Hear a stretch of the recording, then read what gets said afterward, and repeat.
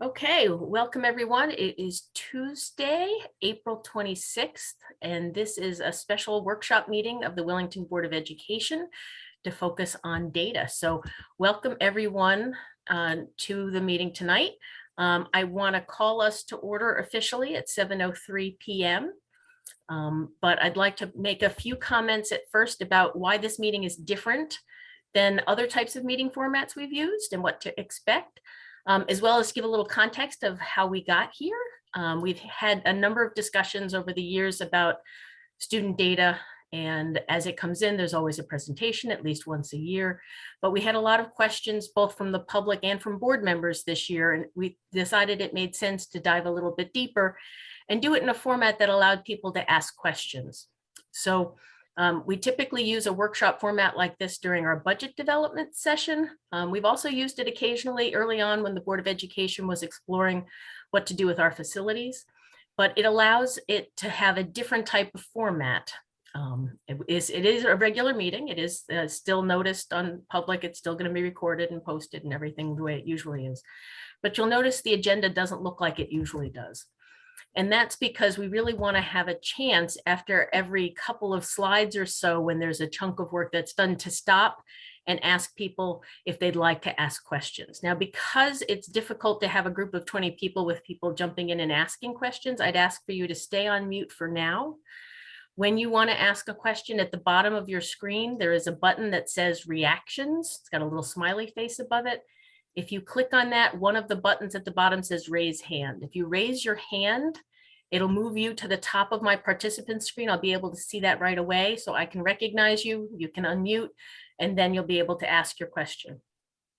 So we'll have that opportunity 4 or 5, maybe 6 times throughout the workshop today, so that after every chunk of the presentation, there'll be another chance. We won't do it on every single slide because we can always jump back 1 or 2, and sometimes there's more than 1 slide to explain a concept. So we're going to do it in that process. There's not a present to speak portion of the meeting like there would be in one of our regular meetings, because the whole meeting in a way is kind of a present to speak and a chance for us to ask questions. It's not a place for any of us to pontificate or to state our reactions to certain pieces of data. This is a process to learn from all of us and to build understanding. So in asking questions, I ask that you please think of it that way. A lot of times when we're having present to speak, it's not a dialogue, but tonight it's a dialogue. We want people to have a chance to really understand and go deep, because we don't have this amount of time typically in a regular Board of Education meeting. We're hoping the meeting will last somewhere between 1 and 2 hours. Should we have a lot of questions, of course, we will stay and go through that. But in that case, we will take a short 5-minute break sometime before 9 p.m. just so that you know, for those of you, who often sit through meetings all day, it's a little trying sometimes to then sit for more than 2 hours in the evening. So with that, I would also ask that everyone remain really polite with one another, not comment on any one individual, any one personality, no comments on the way information is being presented in any particular case, or the way any one particular person asks a question. This is meant to be really an exercise in civil society so that we can all learn from one another. And that's what dialogue really means. So I am just saying up front, I'm going to retain the right to pop anyone who I find is being rude or uncivil into the waiting room. So if that happens, I'll give you a very short timeout to move you to another screen to give you a chance to calm down a little if we get a little too excited. I wish that could happen in some of my other meetings. That would be a nice feature to have, but in Zoom, it does allow for that. I don't think we're going to need it. I think this is an exciting time for all of us to really get a chance to go deep and ask questions that we haven't had a chance to. But I just wanted to kind of put those ground rules out there in case someone asks something and I pop them into the waiting room and they're like, what happened? I wanted you to know that it was not a technology glitch. It was intentional that way. I also wanted to let you know that the slides that are going to be presented tonight are going to be put in the chat so that you can open them and have those as reference. But we'll be sharing the screen, so you don't need to do that. You'll be able to look at the screen directly. And feel free to raise your hand whenever you do have a question. After you've asked your question, I can lower your hand until you have another question, and then you can raise your hand again. So that'll be the process. So when you have the question, raise your hand. It'll put you kind of to the top of the line, and we'll be able to follow it that way. Okay, so Mr. Stevens, if you would like to start your part of the presentation, you have the floor. Absolutely. Thank you so much.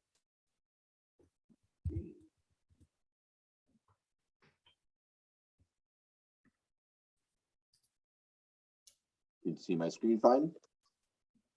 Perfect. And Michelle, once I share, I no longer can see participants. So you're on that one. I will take care of that. Thank you all for coming. This is our kind of data outcomes and action steps that we said we would share more data than just SBAC. And we have a comprehensive set of student success data sources. This is a shortened list of that. It's a modified list of assessments. Some of these assessments we'll be sharing some of the student data this evening, and others we just retain. And this is by no means a complete list. It's just some of the information that we have. So I'm going to ask our Director of Curriculum Instruction, Erin Conley, if you would just talk about the types of assessments that we utilize in Willington. What's the difference between summative and formative and standardized? If you would chime in on some of those things, please. Sure. So generally going over the subheadings here, the standardized tests are academic in nature. The ones listed here, SBAC measures literacy and math. Next generation is science, then NGSS. iReady is also literacy and math in Willington. And then physical fitness is a state level standardized test, which is reported out on the next generation accountability results. And it measures kind of the health and fitness of our students in Willington as well. And standardized tests, really the purpose of standardized tests is so that you can compare across groups, look for norms, and measure progress in using that comparison aspect. But all, whether it's comparing amongst oneself, a cohort, and or across multiple groups of people. Summative testing is also academic in nature, and typically, your core subject areas. And really what that measures is long-term retention of learning. So, you might have learned something. That's what unit assessments. That's what you've been used to. At the end of a unit, you take a summative assessment to see how much you've retained throughout that unit. Formative assessment, on the other hand, is in the moment. It's daily or multiple times in a given lesson. And what that is informing the teacher around the teaching and learning, and how effective that is, and if they need to change kind of the direction they're going or add more scaffolds or supports for the students. But that formative piece really is informational and, again, more frequent. And it could even just be an observation. Oftentimes formative is observation in terms of how students are performing. And then lastly, the other data you'll see here, we do climate surveys to really get a pulse of the culture and climate of the district and each school.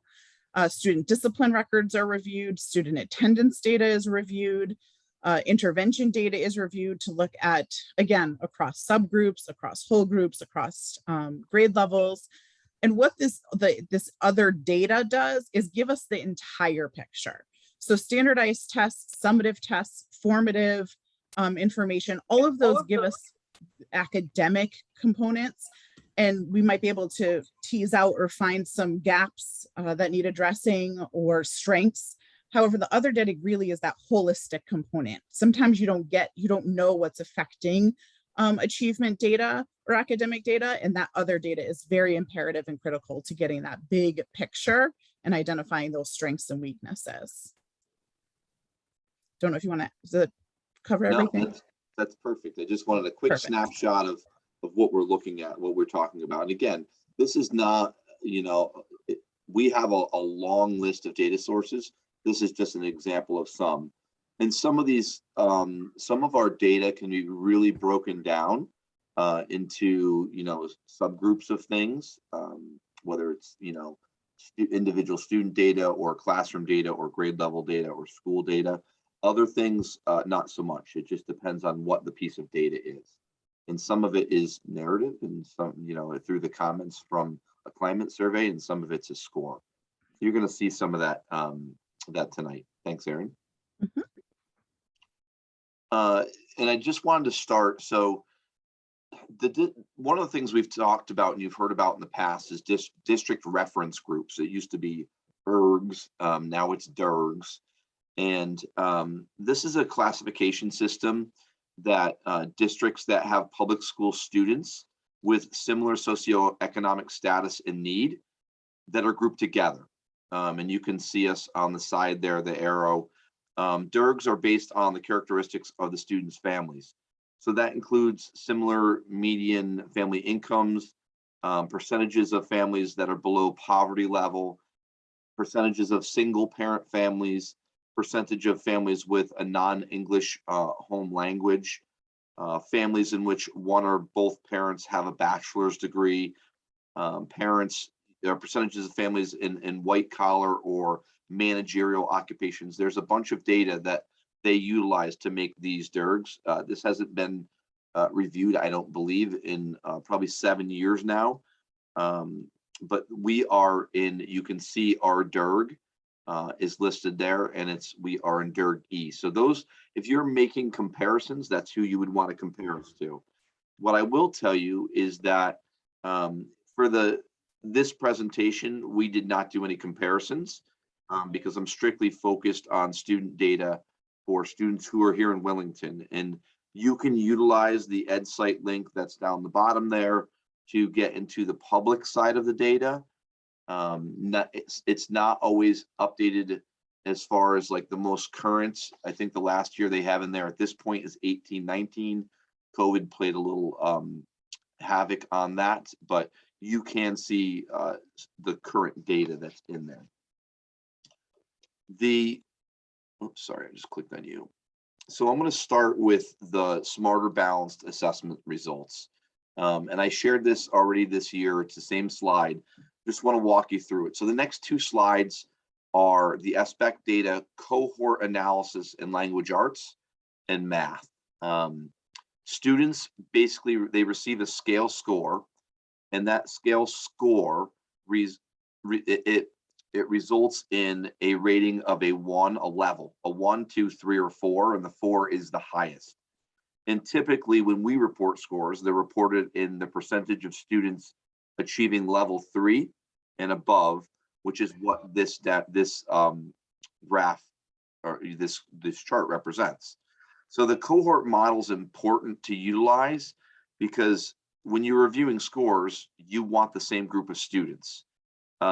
And our secure EdSite data source allows us to review our data for students currently in the district, or we can remove anybody, because when someone moves, this includes kids that moved, we can actually split that out. So when we look at data, we're actually able to remove them to see our current group.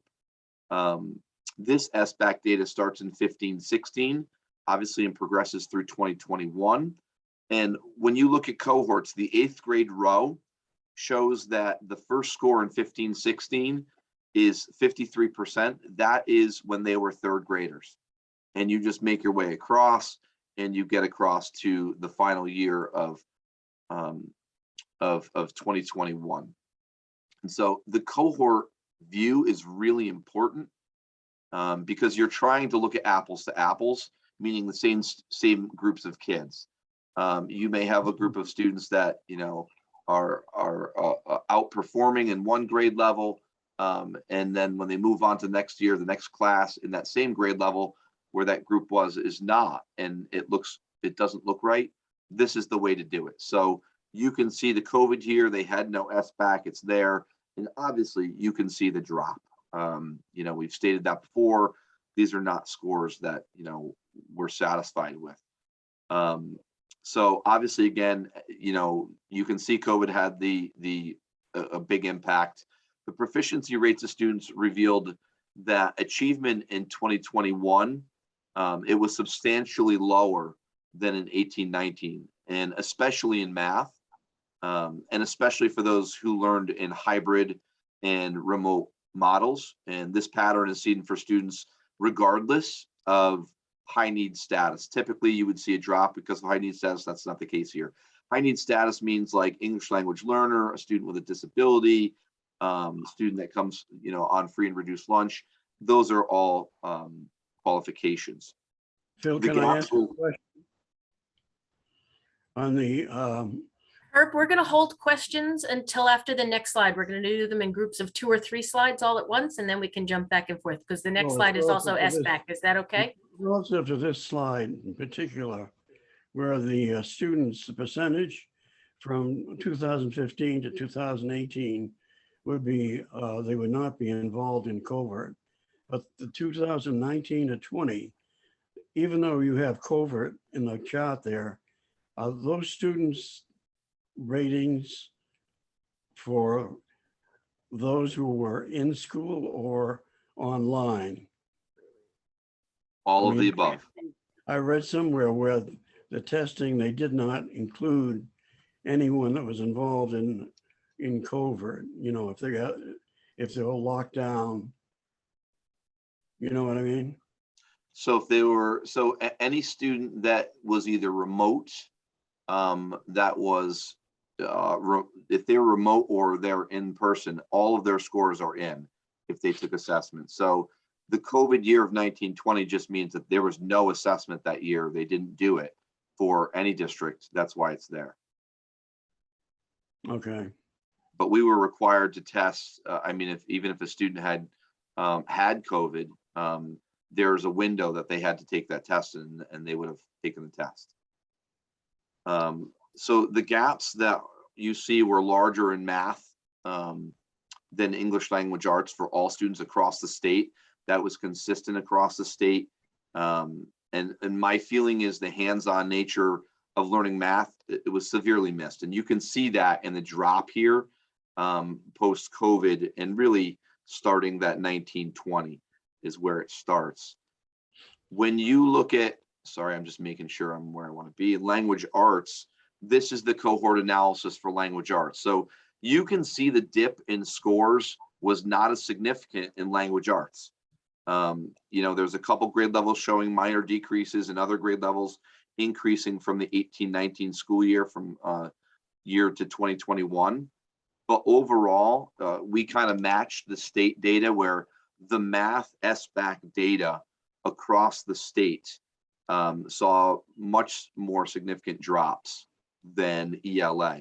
And so, you look at, even with COVID in there for language arts, you're looking at, with a skipped year, 49 to 56%, 47 to 55, 51 to 47, 64 to 62.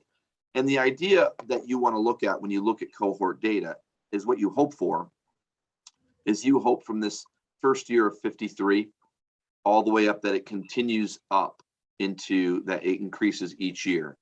One of the things that we've spoken about in the past is that because this does include our scores for every student, yes, we're a cohort, but if we have students move in and out, we keep them in our overall report and our scores. And so if I were to remove this, we also can see, that 62% now could go up or down depending on who is currently in the state. So that's one of the things, in the town. That's one of the things that we're able to see when we break apart the data. One of the challenges, before I take questions with SBAC, is that we have very little deep dive into our data. We used to be able to see standards. It is very hard. You can't dive very deep into the SBAC data. You can see some of the breakdown, but it's really broad. It's one of the complaints that people have about it, which is why it's really important that this is just one piece of data for us, and that we're looking at other things. And we will tell you that iReady, we can break out much more significantly, and I'll share that this evening. So any questions so far about any of the smarter balanced assessments, or the DERG, or the types of assessments? And again, please raise your hand so that I can recognize you and we can have you come off mute using the reactions button at the bottom of your screen. And just for clarification purposes, Phil, the Smarter Balanced Assessment Test was a brand new test when we started taking it in 2015. Correct. Okay. Donna, I see your hand. Yes, so I just want to clarify, Phil, you said that there are students that as they move in or out. So on the 2020, 2021, are those all students that were in our school for that year? That is correct. So all of these numbers, and this is why I think consistency is really important. So you're looking at all of these numbers are the students who tested in Willington that year. So we didn't remove, so I'll give you an example. In 17, 18, that 48%, someone could say, well, 4 kids moved out who were really struggling, and look at what happened in 18, 19, now they're at 57%. We leave whatever was reported or whoever was here testing that year. So whoever tested in Willington in 15, 16, that's the result of the scores. Same thing in 16, 17. The purpose behind me sharing that, Donna, to say that we can remove students to see what our scores look like, is it's important for us to look at our group and go, okay, well, this happened. So they're starting testing, I think this week, they're in practice tests, right? So we get our scores back in the summer, we'll say. So we're going to test 21, 22 right now. We're going to get our scores hopefully maybe July or August. Well, some of those students are already gone. Some of those students may have moved. And so we want to know the students that we still have there. We can filter out anyone who's moved. And the purpose for that is it gives us a better starting point for what we might need to address. Although I will again say, you can't dig real deep in SBAC data. It doesn't exist.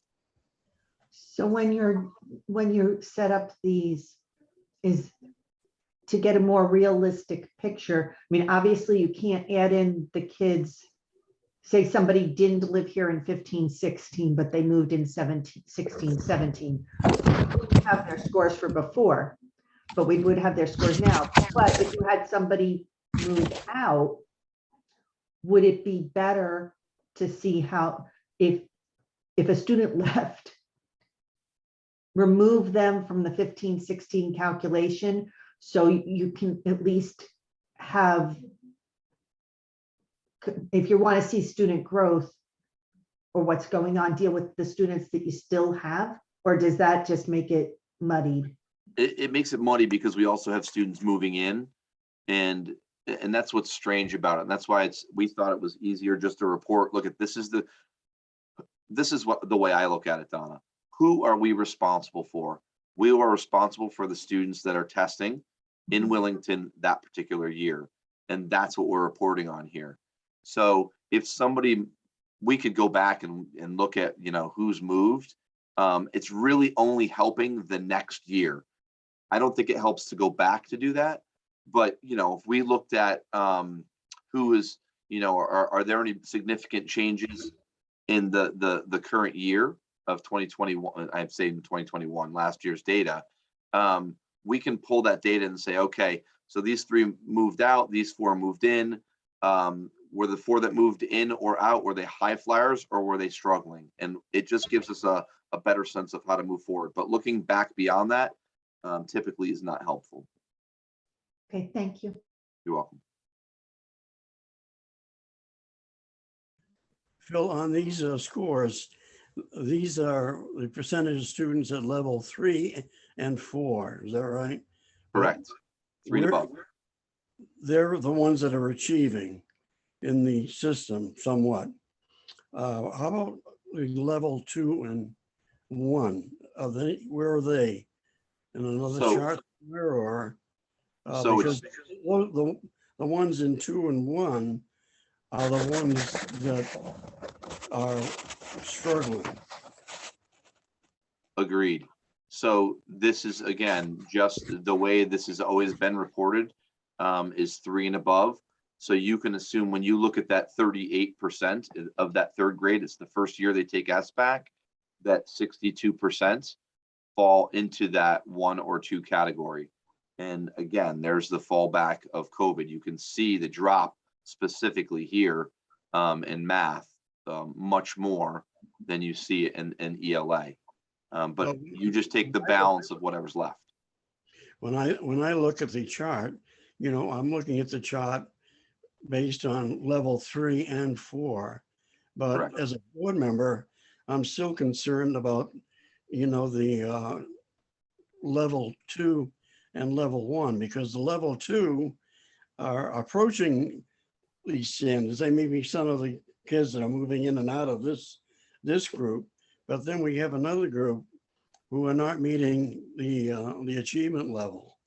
And you know, I don't know how many are in that group. I know how many are in level 3 and 4, but not level 2 or level 1. Herb, are you asking for the how many are in level 1 versus how many are in level 2? That you'd want more information about to make sure that, for example, there are more who are approaching versus ones who are failing very poorly? I can appreciate, you know, the figures that we have here, because I understand now this part of it. In other words, in 2017, the 8th graders, for example, 71% were in either level 3 or 4. But the other 30%, whoever they are in level 2 or standard level 1, which are the students really that I'm concerned about, because they're not approaching, well, they're approaching the level 3 and probably would make it there. But then we have others in standard 1 who do not meet the standard level, and for example, would require substantial improvement toward mastery in language arts or math or whatever it is, because students performing at this standard are going to need substantial support. Yeah, absolutely. And we're also going to match up, Herb. So when we look at this and we look at student data, we're not just looking at this, because we might have a student that just blew off SBAC. And we want to match up their data to all of the other sources that we have to go, okay, they blew it off. Or do we have a good predictor in iReady to go, ooh, Phil Stevens has been struggling with iReady. He's showing growth, but we anticipate he's going to struggle with this as well, with SBAC. You'll be able to see that, and we can see if there's alignment or not. But I did not break out the 1s and 2s just because it's the opposite of that percentage, but we absolutely have that data. I do have the 1s and or you know, the way you're looking at it. So at or above grade level, approaching grade level, or below grade level, that is for sure in our iReady data that you'll see tonight. There is a question in the chat, and I just want to remind folks that if you have noise in the background and it's easier for you to ask your questions in the chat, that's perfectly fine. And then I'll be your voice and ask Mr. Stevens the question. So the question is there data for the dashed out years and grades? Some of the data started trending downwards before COVID, and is there a reason why? So there's no scores in the dashed because they start taking the assessment in 3rd grade. So the 3rd graders in 1920 didn't take the assessment because of COVID. And then the first year they took it in 2021. And that is what you see in the 35. That would be 3rd graders. So 4th graders, again, they just have 2 years. So if you look at the 5th grade row, in 15-16, they didn't have to take SBAC. It starts in 3rd grade. So the 5th graders in 18-19 were actually 3rd graders. That's what the 49 represents, the 3rd graders. And then COVID year was 4th grade. And then the 5th grade year of 2021 was 56%. That makes sense? Yeah. And that's why we're looking at cohort data. So if you go all the way over to the 2021 column and you follow the row across, that's the grade level they were in that particular year. And if I worked backwards from the 8th graders and I started in 2021, there as 8th graders, they scored 62%. In 1920, they were 7th graders, they did not take it. In 1819, they were 6th graders, they had 64%. And it just works backwards. That's why how you look at a cohort.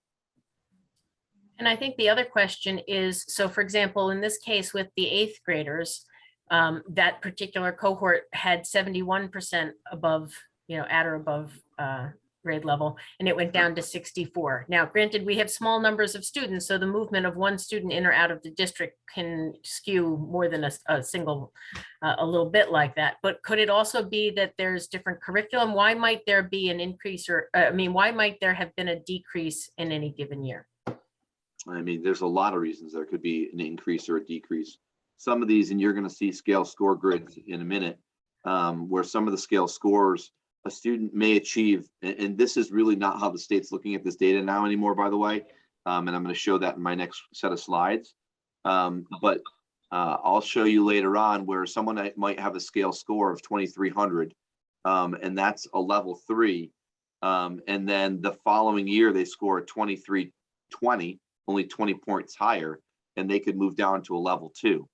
And so there's a standard deviation plus or minus for each one of these. And the same thing could go for any level. Someone that a 1 could be one question, 3 points maybe away from going to level 2, or vice versa. So we want to see consistency, so we have good predictors to know where each student is going to fall, and that's where the other assessments fall in.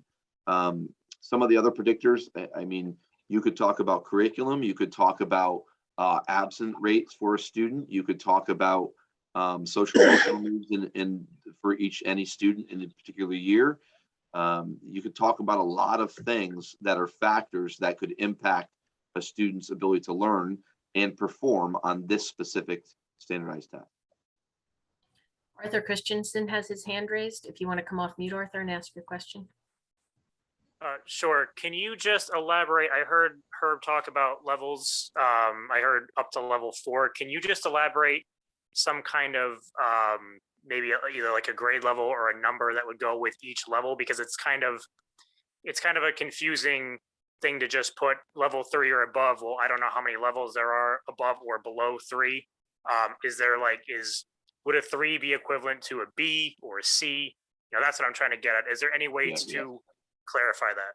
Yeah, so we talk, and this is most districts talk about level 3 or higher. So there's only 4 levels, and level 3 or higher is on grade level or above. And so that's why you put that percentage. So anything, and this is why it needs to improve, right? So if we're talking about the first time that the 3rd graders took this, we had in 2021, 35% had a level 3 or higher, meaning level 3 or level 4, they're combined together. The remainder of that grade was either a level 1 or level 2, which is 65%, which again, we want to see that comparison to iReady and our other results, but it's still not good enough. And you're going to see that when you get to the charts on the accountability index. And that's on a future slide, correct? It's here too. Correct. So just to be clear, there's 4 levels that you can get on the SBAC. Level 4 is above grade level. Level 3 is at grade level. Is there a description for what separates level 1 from level 2? Obviously, level 2 scores higher, but is there a descriptor? There's no descriptor. It's I mean, I don't know what the descriptor is besides a level 1. It's probably has a name. I don't know off the top of my head what it is. I just know it as a 1 or a 2. Brianna, do you know what a 1 is? Or not that this is a test. Wait. No, I would, in my mind, 1 is emerging and 2 is more like Herb was saying, approaching. Approaching, yeah. Okay, Yeah, so approaching grade level or I still emerging further away from grade level. Yeah, I still look at 2 is not, they're not at grade level. So that's how why it's presented that way. I think the question I hear from Herb and from Arthur is that you would like to see, when this is presented, you would like to see the percentages for all levels. So what percent is at a 1, what percent is at a 2, what percent is at a 3, what percent is at a 4? Is that what I'm hearing? I think he was asking for additional level like that. Herb, every time you move your piece of paper, Herb, it hits the microphone on your computer and makes a really loud noise for us. So I keep muting you. It's not because I don't want to hear what you have to say. It's just to minimize the paper noise. If I see you wave your hand, I can unmute you too. So I just wanted to apologize for that. Thank you very much, Michelle. Arthur, did you raise your hand for a second time or did I not? Do you have a Yeah, no, follow-up? I just wanted to clarify to Phil. I don't necessarily need it broken out by specific level. I just wanted to get a better clarification of what the level actually means. So 3 and above is at or above. Anything below that is below. That's okay. Correct. Okay. Great. Okay, so let's move on to the next. Oh, thank you, Herb. You're off mute. Go right ahead. Yeah, on the on this test, this is a performance test. It's just one test that we use in analyzing our students. I mean, you have teacher tests, you have other materials, but this is only one, and this would be incorporated into all of the tests and growth models that we have, and local assessments that teachers perform as well in determining the student performance or progress. That's my understanding. Yeah, correct. This is simply partial evidence of how our students are doing. Yeah, that's a great way to look at it, Herb. And I think the one thing from the state's perspective is they don't really care what our local assessments look like. What they care about is this particular assessment. You're going to see that as we move forward. And we will have more information on those on future slides. So there's a lot more than just SBAC on this presentation. So, yeah. Okay, seeing no more hands, let's move to the next slide or two before we come back for questions. Okay, so this is what I just shared with you is basically the way the state used to look at our data, what the number of students at each level, and they've adjusted that. And now they're looking at monitoring student progress and looking at growth. And they started utilizing this in 15, 16, and really the purpose was to identify the average percentage of student growth based upon each student's scale score growth from year to year. So if you look at this example, and by the way, anybody that came on after we started, if you go into the chat, the presentation link is in the chat and it will take you to this presentation, and so you can look at it on your own. I'll repost that because if they came in after you posted it, they can't see it. So I'll repost it in the chat for everyone. Okay, perfect. Thank you so much. So in this example, you can see 3 students who have scale scores from 1920 and 2021. And this is just a sample. The state has a chart that shows the growth target for each of these students. And you can see that where it says target growth. And then you can see their actual score and their actual growth number. So target growth for the student A was 69, their actual growth was 50. What the state does is they then take the percentage of target achieved for each student and they complete an average of the percentage of targets achieved. And so that's what the average at the bottom, that 59% is. This is important. This is how the state's looking at it, and this is why it's important.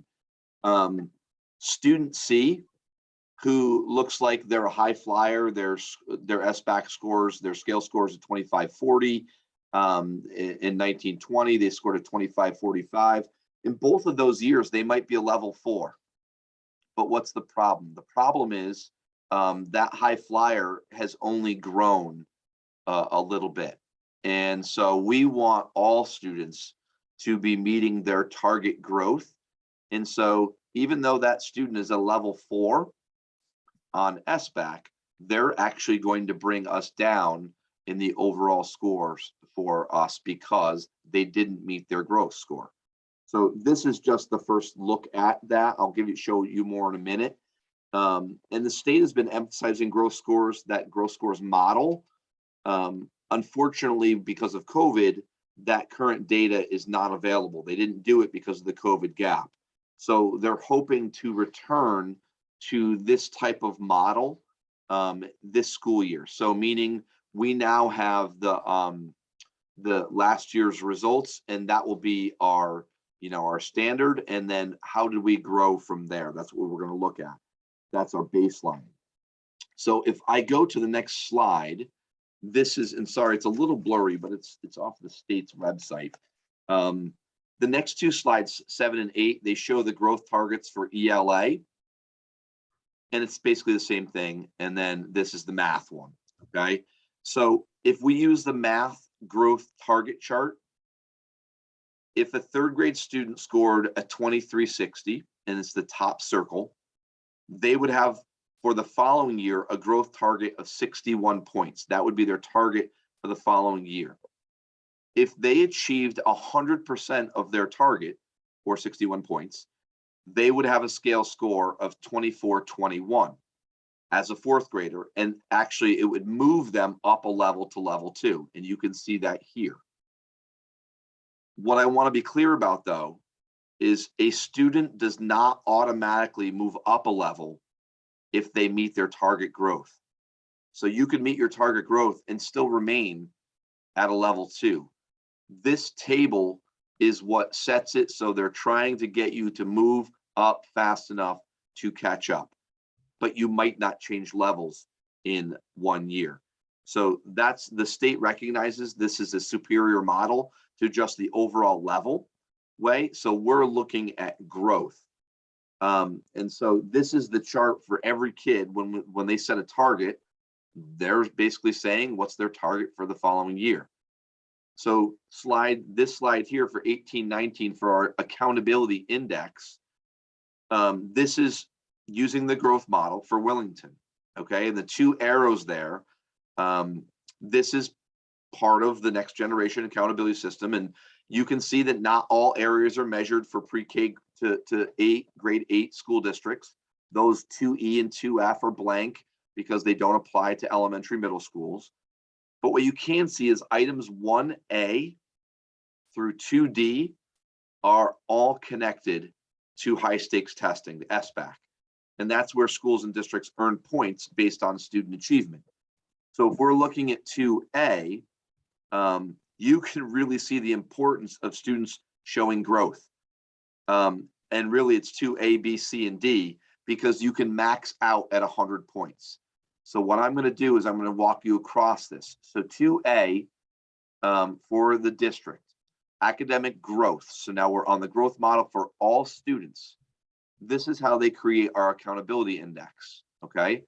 They want 100% to meet their target, okay? We earned 46.6 points out of 100.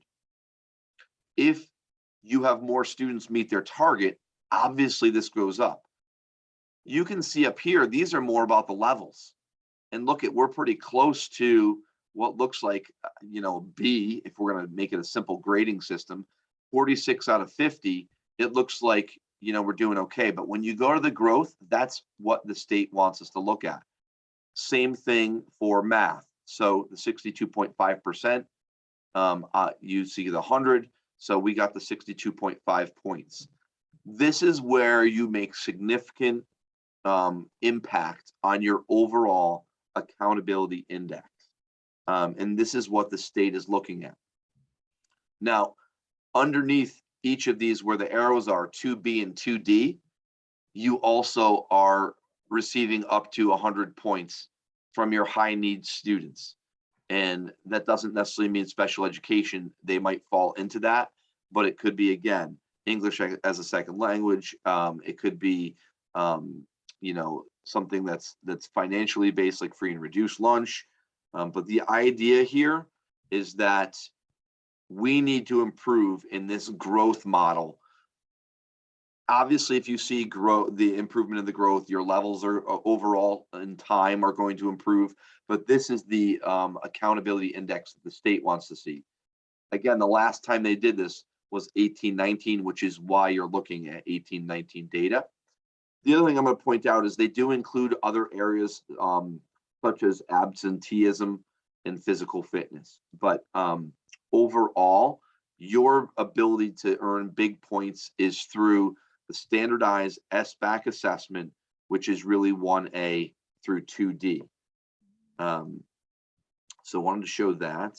And this, I also wanted to show you that we get an accountability index by school. And so what's blacked out is not that I'm hiding something. It's just the elementary school doesn't get scored on those items. So they're blocked out. Again, if you, oops, sorry. If you come here, you can see they're empty. It's because there's no scores. So it's just blacked out. It makes it easier to look at.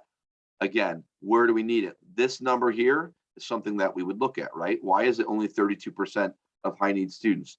We should be able to explain that and to try to address it. Same thing with Hall School. And one thing you're going to see that changes in Hall is they add science into this because science is in 5th and 8th grade. And so this has the accountability index includes science. You see a dip here in ELA scores for HMS compared to the state average. Bottom line for me is obviously in both of these charts, you know, we need to see more academic growth, which means higher SBAC scores, which will then in turn impact our accountability index. So again, this is just the newer, it's only a few years old really in the grand scheme of things. But this is the model that they'll be using to share. And again, you don't see science in center school because it's scored in 5th and 8th. Okay. Questions about any of those, the growth model, the targets, how it works, or the accountability index?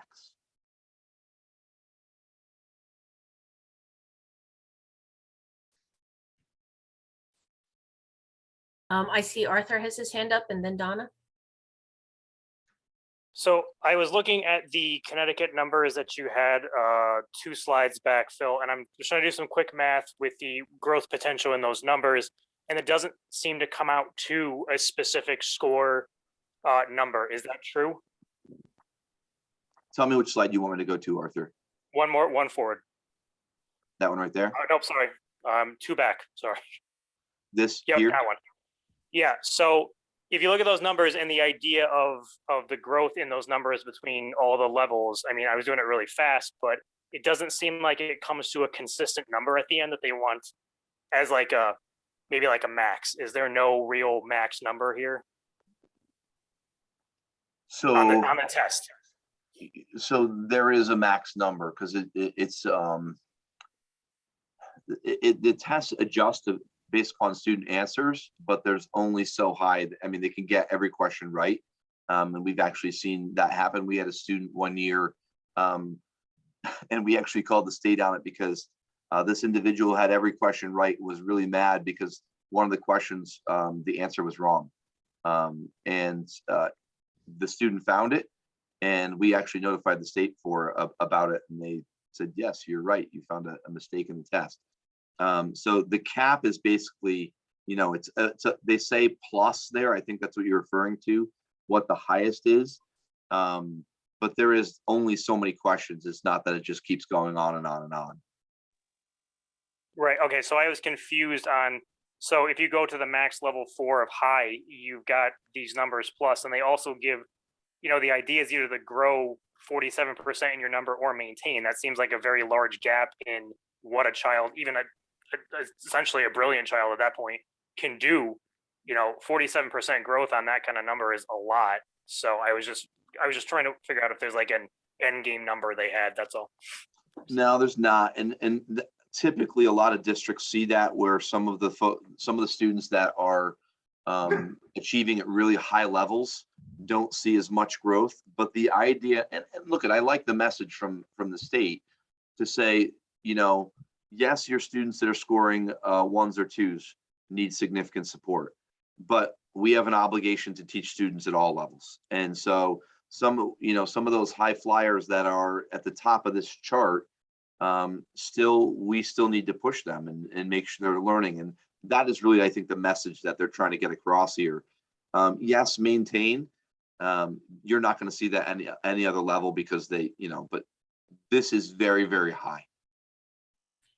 Just to clarify though, Phil, in that first row where it says 47 points to maintain, that's not a 47% change. Correct. It's 47 points absolutely out of about the 2,600. So it's about a 2% increase improvement every year. Correct. It's the score increase, the number underneath each of these, the range of the scale score. So this 2501, if you scored a 2501, they want to see a 56-point increase the following year. It's not percentage, Okay. it's points. That's where I was confused because I thought those were growth percentage numbers, not whole point numbers. I see now. Okay. Thank you. No, thanks for the clarification. Appreciate that. Other questions about any of these? Donna has her hand up. Actually, Phil, if you could go back to the slide you were just on with Arthur. So thank you for clarifying, because I was a little confused about the points too. So if you have a third grader who is at level 1, but they're at the high end of level 1, they're saying they want them to get 61 points higher the next time they take the test. You are correct. So then that puts them into a fourth grader who's at a low level of approaching. Maybe. That is correct. And then the next year they get another 40, if they get the 40 points. It just seems like there's not enough movement to get kids to where they need to be. Like, it's always hard. If you start from behind, it's always so much harder to catch up. And obviously, if they're starting behind at third grade, they're going to spend at this rate most of their elementary, middle school career just trying to get up to meeting the minimum standards. And it just seems like there's a problem with the process, that something has to maybe happen earlier so that they're not starting so low, so that they have a chance to meet the goal. No, I agree 100%. And that's, so SBAC starts in third grade. Typically, when you see students take an assessment, a bigger assessment like this for the first time, it's more of a struggle. Doesn't matter if it's SBAC or something else. They typically don't do as well the first time around. Donna, what I'll tell you is the state does have their guide of how they developed the math for this. And, some of these things that are interesting to me is, you could be at a low level approaching level 2, meet your target, and actually go down a level. I'm not sure why they have it set up that way, but the idea is that we're trying to make sure each student is growing and that they're not going backwards or they're flat. Again, one measure for us, and we take this data with a grain of salt. We look at it, and we then compare it to all of the other data points we have.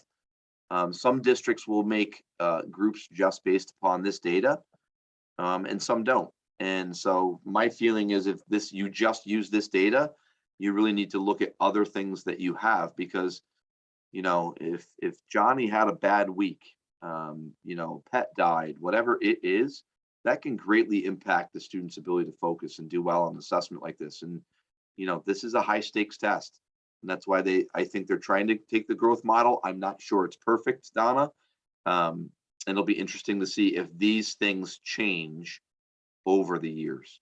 Well, and how much of it is, I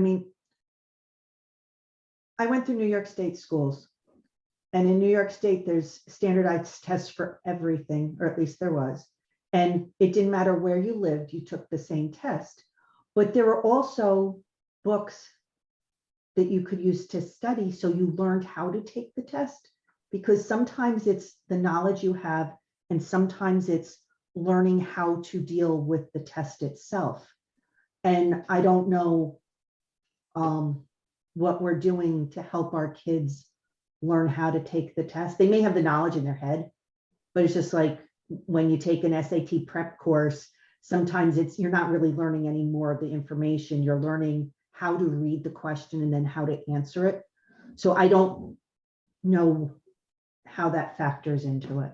No, it's a good question. So two things. One is what we're going to call SBAC-like questions. Those are the things that we're trying to build into our curriculum. So students have similar experiences so that when they get into SBAC and they have to break a passage apart, whatever the specific things they're asking students to do, that they're going to experience it throughout their the curriculum. The second thing, and I just sat through, it was really broad, but I sat through a presentation yesterday on what the state is starting to push out for model curriculum. It's really, really broad so far. I see a lot of standards and some activities in it. It is broad, but one of the positives that we see out of it is they're trying to make connections to Common Core and to SBAC. And so those are things that we'll try and pick apart as they develop those too, to make sure that our students have the best opportunity. Like you said, sometimes it's about the test more than it is about knowledge. And if it's the first time a student has to drag and drop something on screen, that can be a problem. And so we want to make sure students have that opportunity to learn that skill, as simple as it may sound, before they get to an assessment that is high stakes. Thank you. You're welcome. Anne, I see your hand up. But you're still in. I have two comments that might help Donna. She talked about starting earlier, and that is why we have a pre-K program. So some children have a chance to be involved in pre-K before they get to kindergarten, which kind of gives them a head start.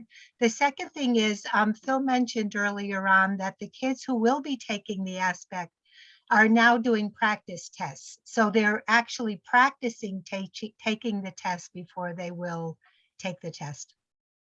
Yeah, there's also interim tests that you can take. And we've had some conversations about utilizing the interim tests to help students get used to it. The thing I struggle with is how much time are we going to spend on this? How much time are we going to spend talking about SBAC and testing students when it's the teaching and learning part that then goes away, it's in place of, that we don't want to lose. And so if we have the other assessments in place, such as iReady, is that good enough? And those are things that we constantly evaluate. If the interim tests we're seeing, there's some good things on there. Again, we build those things into our curriculum as opposed to just using that as an interim assessment alone, standalone.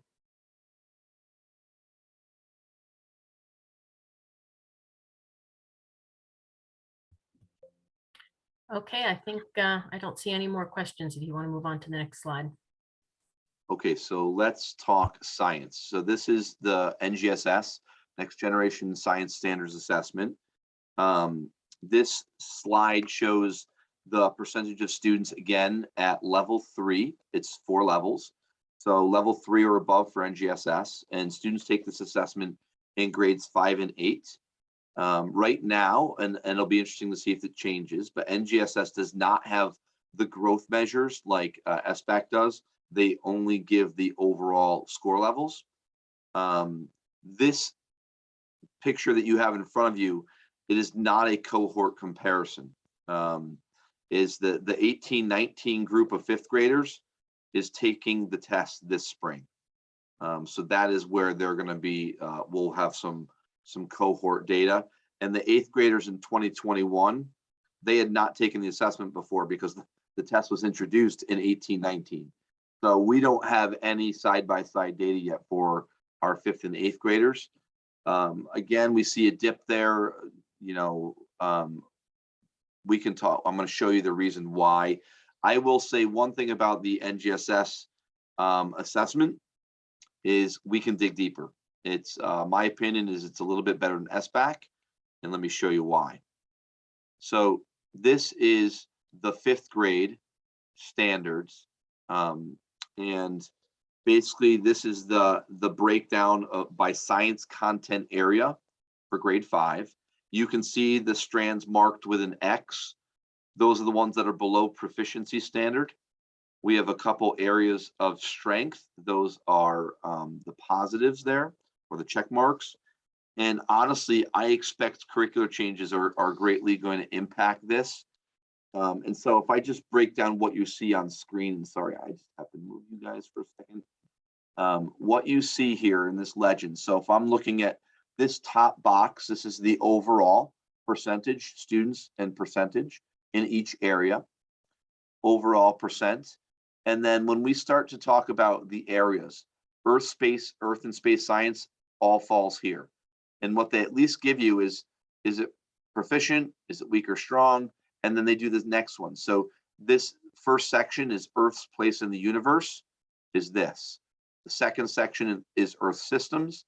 And the third one is Earth and human activity. So apparently we do this Earth and human activity is an area of strength for us.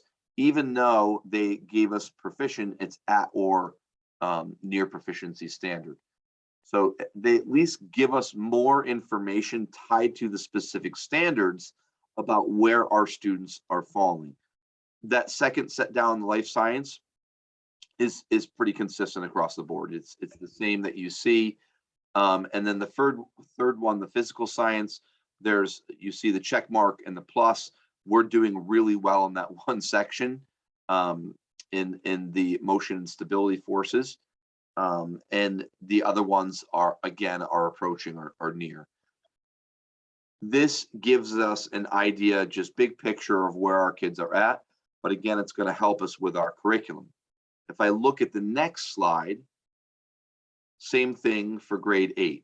So here you can see where we're strong. The overall percentage for students, 58% are at a 3, and it looks like it should be 59 according to their grid, but the way they round, it's interesting.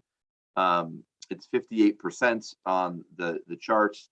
And you can see when we start looking at a minus, this is an area of weakness. This is something that we want to look at. Where are we with curriculum with Earth systems? Are we missing this? Is it a different spot in the curriculum and it should be adjusted? And so those are things that we want to pay attention to. Any of these minuses, this is where Aaron Conley we do curriculum, and our science teachers are looking at teaching this. This is what they're looking at. We've got a check mark down here. It's above the proficiency standard.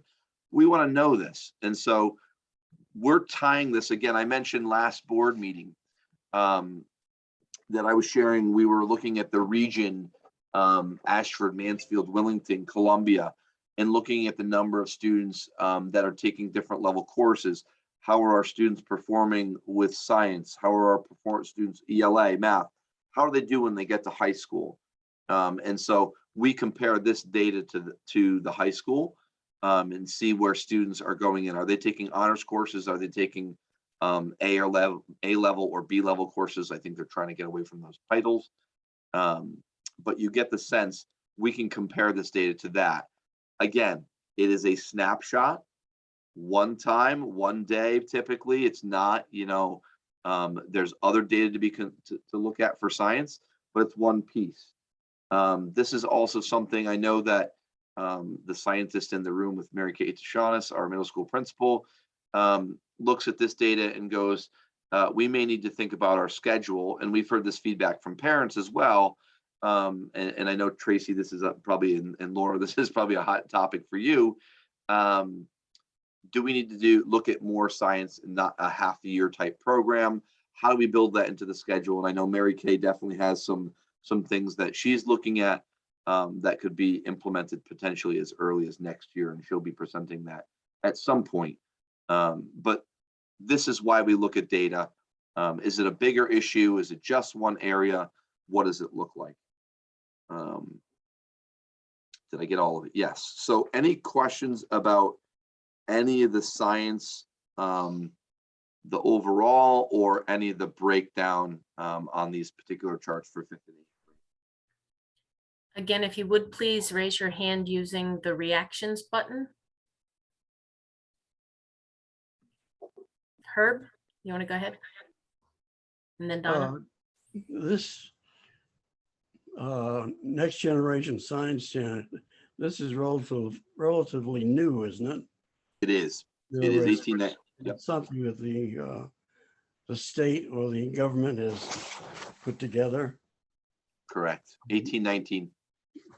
Yeah, I don't know how much input there has been from the public or teachers and so forth, but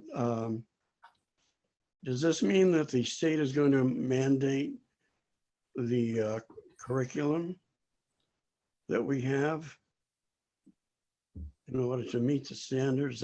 It would seem to me that that's what's happening with this particular test. No, so I mean, they do, the state adopts the standards. And so these standards, the next generation science standards, are what they're adopting. And the test is supposed to determine if students are mastering that. It's the same thing as Common Core. You know, that we have Common Core, so the SBAC is supposed to be aligned to Common Core. And so that's the thing. So they are not dictating your curriculum. They are dictating what your standards are. So these are standards and not the curriculum. Correct. So this is, you know, the Earth and Space and Science, you know, these things here, these are the areas that are being assessed. And they're not the only areas of science for sure, but this is how they're, what the assessment is on, what the areas are. Earth systems, Earth and human activity, biological evolution, unity and diversity, all of these things, molecules, organisms. This is what makes the content. Erin, you want to add to my response? I did. I just wanted to point out or state that the huge shift to NGSS is really, the old science tests used to test what you knew about science. So it would say, what phase of the moon is this? So you'd have to name the phase. Or you had to do a lot of, memorization and regurgitation of science material. NGSS, you still learn content and material, but really what's measured very heavily is, can you do science? How do you do science? There's actually online simulations that they have to do to get answers. So they need to know how to change variables. They need to understand how to apply science topics. They need to know how to ask the right questions to get and follow the process. So it's a big shift from, do you know science material, to can you figure stuff out? And so the test is what they call 3-dimensional. And I can actually, if anyone wants to, I was on the state committee who helped develop this test. So I did a lot of those sample questions with the committees. But it's a very different type of test than we grew up with. Thank you, Erin. The NGSS standards were, my understanding is they were benchmarked against countries where students are doing and performing well in science and the engineering field. So we've taken that information and we're going to inculcate it into our curriculum here. I'm sure it will improve, our science students' standards, and certainly, as you mentioned, it will improve the students' understanding of science. But it's a switch from the way we normally handle the science collaborative. Yeah, and I think Erin's point is really important, that it's now about process. And I will say probably this had a lot to do with it, right? Your phones, where you can get knowledge, ask a question and you can get the answer in seconds.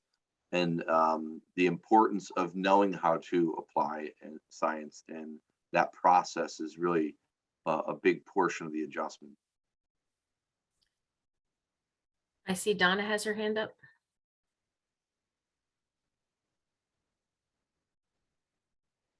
Sorry, I had difficulty unmuting. Phil, on the slide that you're looking at right now, or actually, if you could go to the grade 8 slide. I think it's the next one.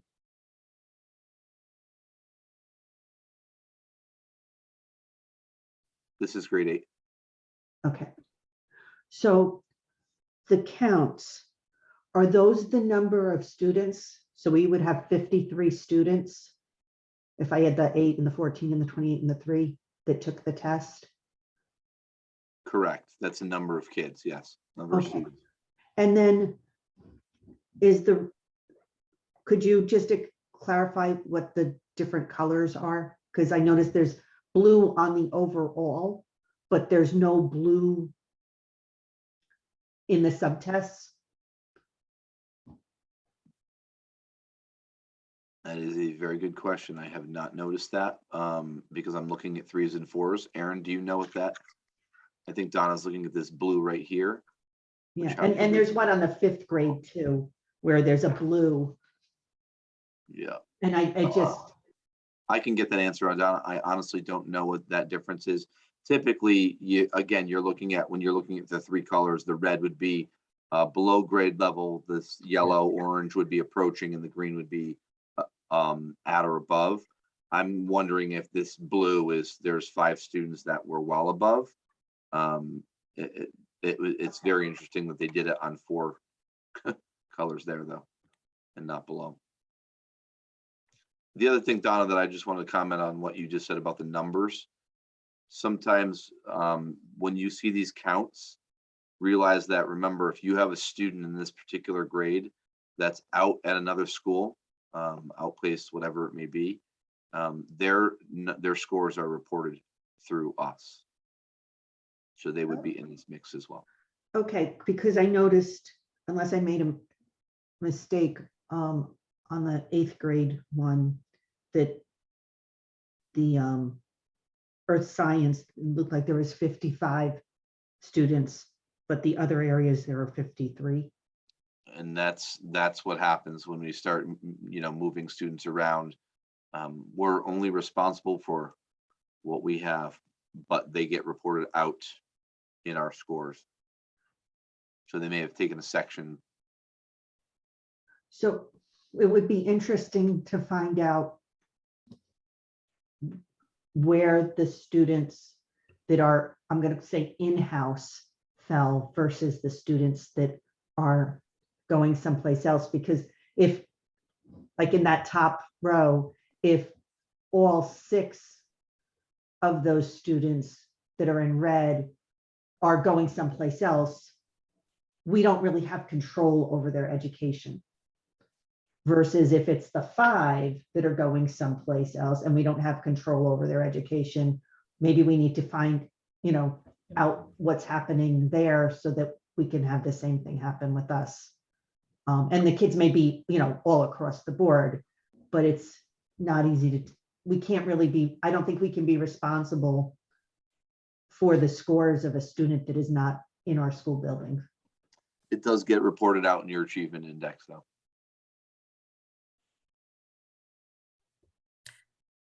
That we can't always control the way the state is going to report it. But I think what Donna's saying is that it would be useful for us as board members for you to do a quick look and see if there were any trends on where students who are under our, clear curriculum versus kids who might not be.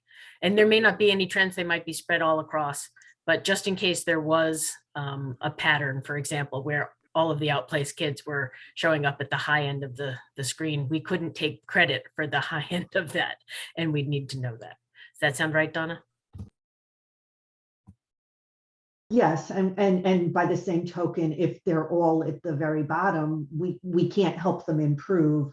So it's either we can't take credit and we can't take responsibility. It kind of cuts both ways. Exactly. Laura, I see your hand up. Yeah, I just had a quick question. First of all, this is definitely improved in reporting from the old science test that told you nothing as far as like a total score to help you see where they needed to improve. But I'm wondering about engineering, because I'm seeing the 3 science disciplines, but engineering is a piece of NGSS also, and I don't see it reported here anywhere. It's not there. It's not broken apart unless I'm missing it, Aaron. Am I missing it? No, I believe, I haven't looked at them in a little while, but I believe It's a that they're degree. embedded. Yeah. I believe they're Embedded embedded in, into but yeah. into the content areas. Okay, all right. Yeah, I don't think it's its own heading when they report Yeah. out. So like, for example, one of the second grade, I believe it's under life or possibly earth and space, but like they have to create, in second grade, they have to create a design solution for like biodiversity issues. So like plants. So I know that, so that, and that's where engineering design comes in. So it comes in under the domains. Okay, all right, thank you. Are there any additional questions? I don't see any in the chat and I don't see any other hands. Herb, go ahead. We're dealing with a K-8 school system. And right now, I graduate from high school, for example, a lot of jobs that they're going out into require science and technology and engineering and math, which is a STEM. Now this NGSS, the implementation of this into the K-8 science education program that we have, the curriculum, will this equip students with the ability to enter high school and think critically and analyze information, solve complex problems?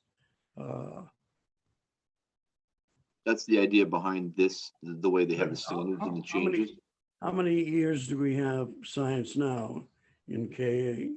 Well, it's every year. Every year, just a little. Depends on the grade level, but typically it's half a year, half and half science, half social studies. That's one of the things that we're looking at doing. And we've looked at the number of hours and things like that in comparison, because what's hard to understand when I say half year, some people get really worried about that. I worry about it when I see scores that are lower or students that don't have opportunities at the higher level in high school. It's still something we look at, but we could say that we have half a year of science or half a year of social studies, and it could equate to more hours than the neighboring towns have, and they have it every day. So it just depends on how you have your schedule set up and what it looks like, or how you have it integrated. But I mean, your comment about problem solving is really throughout the curriculum. It's not just that's built into science. But the offerings that we have in this area, especially with this new generation of science, is you're going to have enough of an impact on our students so their scores will go up, and also to be able to cope with science at the high school level, where it's very intense at the moment. Yep. Yes, and that's the idea behind it, and that's the idea behind looking at data and improving curriculum. So again, I keep saying this, and she's going to laugh, but no pressure, Erin Conley, as you know, and to our science teachers as we adjust our curriculum, as Mary Kay makes adjustments to a middle school schedule to make sure that students have enough time. So again, this is an outcome of COVID, which has been a really interesting outcome, is that we probably have more collaboration with the superintendents in this region than we've ever had before. And so one of the things that has come out of that, and I've discussed about E.O. Smith in particular, is us looking at how students are placed in classrooms and making sure there's consistency of what classes students are taking or are eligible for. If they're eligible for a higher level, that they have the ability to take it.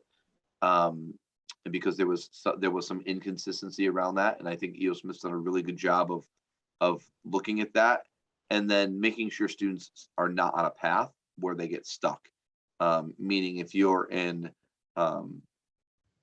biology B, which is supposed to be a level down in, or was, I'm not sure if they're still doing that, biology B in your freshman year, that doesn't make you get stuck in that B level courses all throughout your high school career.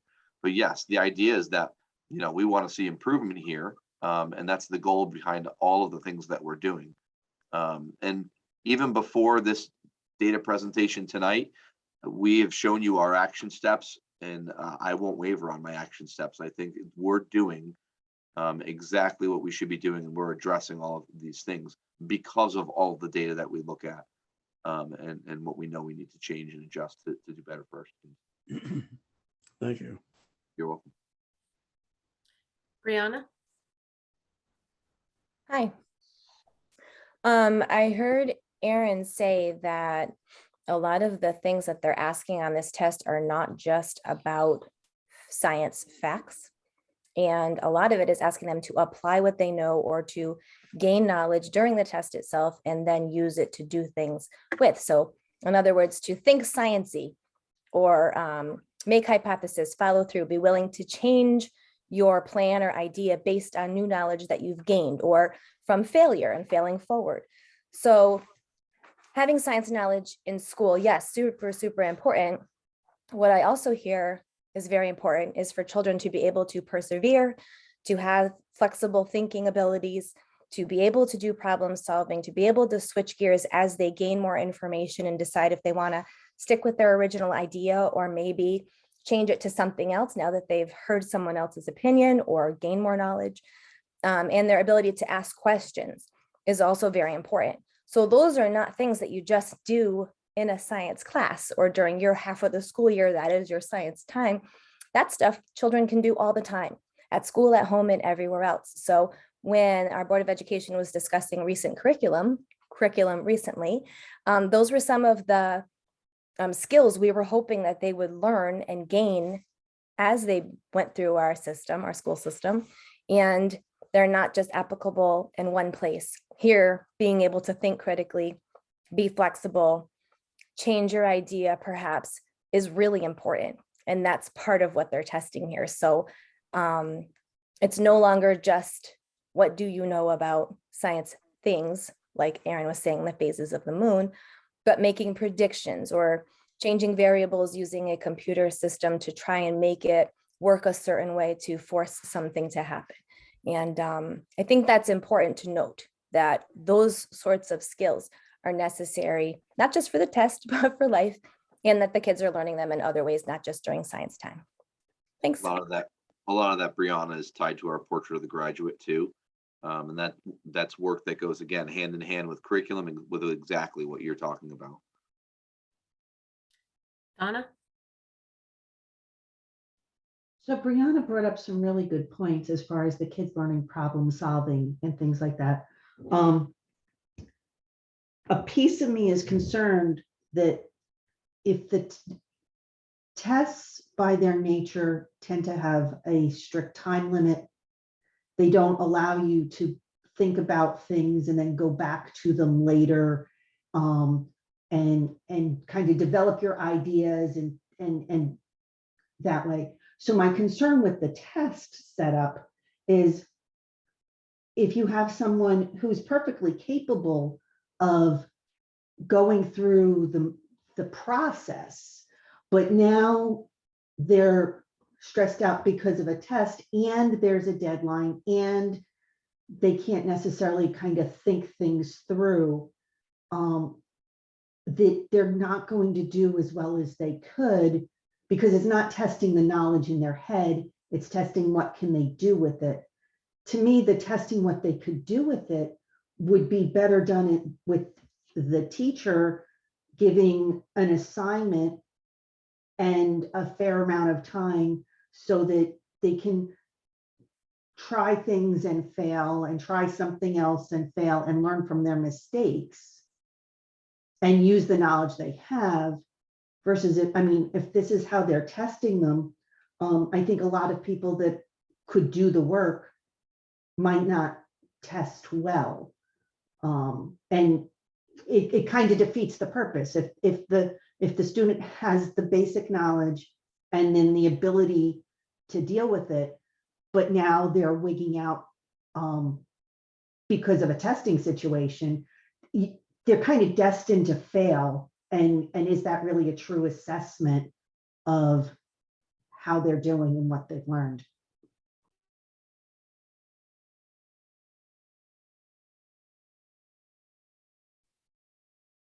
Go ahead, Brianna. I see Michelle's looking at her screen. Oh, yeah, you're totally right. So I think that's why a lot of school districts, they do their SBAC, they do their next gen science things, but also they have a whole lot of other assessments that are more specific, that the actual classroom teacher can do with the children one-on-one, small group, whole group, however it works best for those particular kids.